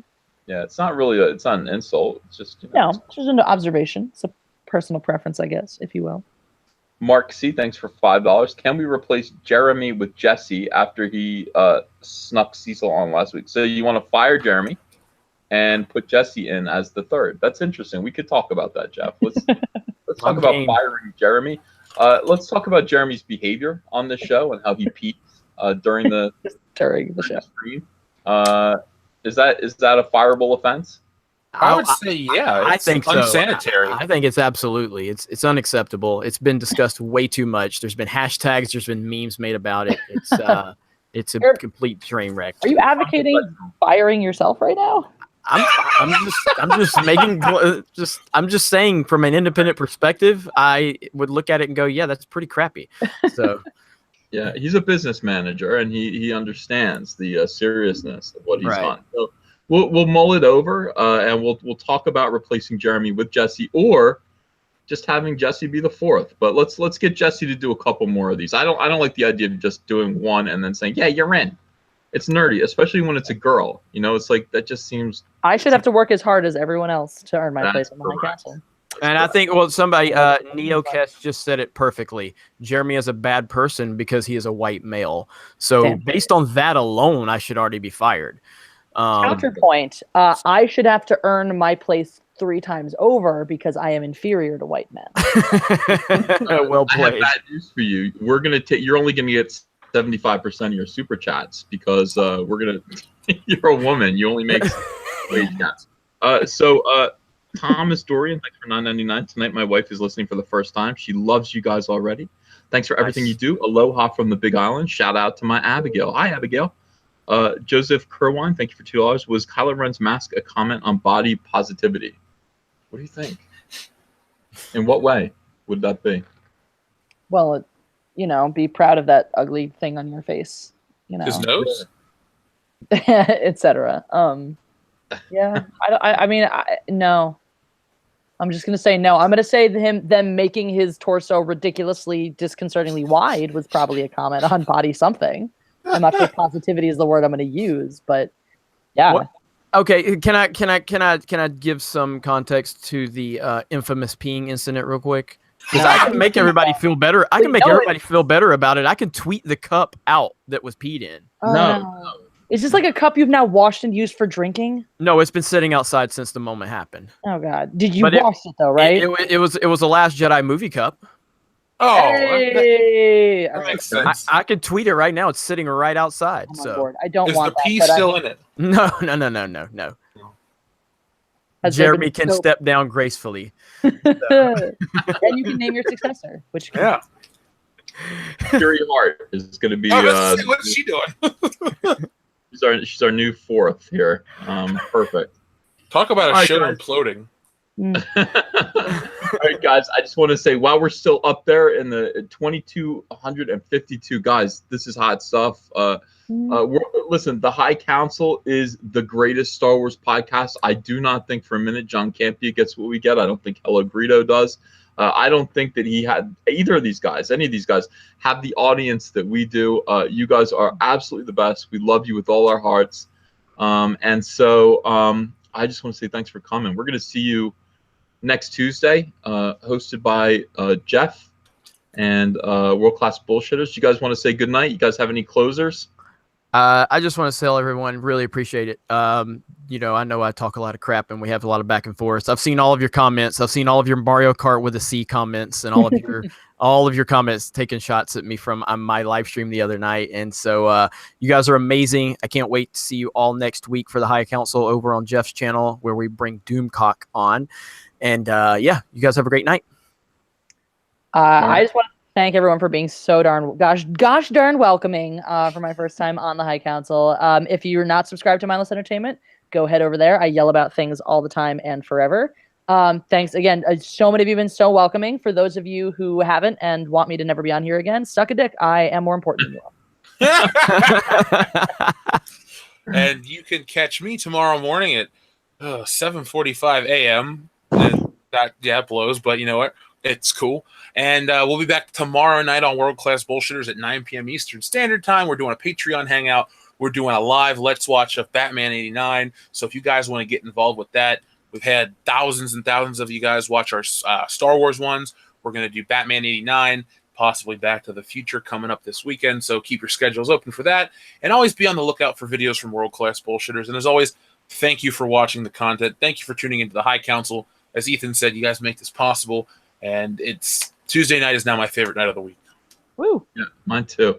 Okay, so make sure that you go over to Mindless Entertainment. Subscribe right now to Mindless Entertainment. She's got a T-shirt. You want to pick that up? Go to Geeks and Gamers. He's got 2 new T-shirts that you want to take a look at. Go subscribe to Geeks and Gamers if you haven't yet. Subscribe to Jeff at World Class Bullshitters. Definitely subscribe there. Jeff, do you have any new merch that you want to plug? I'm building a website, so I'm going to wait to put the merch on there myself. But just keep an eye out on the channel. Make sure you're subscribed and follow us over on our Facebook page. We got a lot of cool things happening. And if anything, guys, just get excited for next April when we're all together and you can meet us. We can hang out. That's the thing we're building towards. So don't let that hype dissipate. Just stay focused and keep the energy. Oh, my gosh. Yeah, we're going to have a great time when you guys all come in. We're going to get some drinks. We're going to talk Star Wars. We're going to have a fantastic time in Star Wars Celebration. So please subscribe to Comic Artist Pro Secrets if you haven't yet. I'm only 45 subs away from hitting 63,000. That'd be great to do that tonight. I'd love you guys to help me with that. Go pick up a Fandom Menace baseball cap. Go, please back Cyberfrog Blood Honey and all that. I love you guys very much. Links are all in the descriptions of all my videos. I will see you guys again tomorrow morning for a new video. And we will all see you. Jesse's coming back next week. Jesse, will you come back next week? You got me. I'm in. Perfect. All right, so we got Jesse next week too, and we will see you next Tuesday. Bye, guys. Bye bye. Good night. See ya.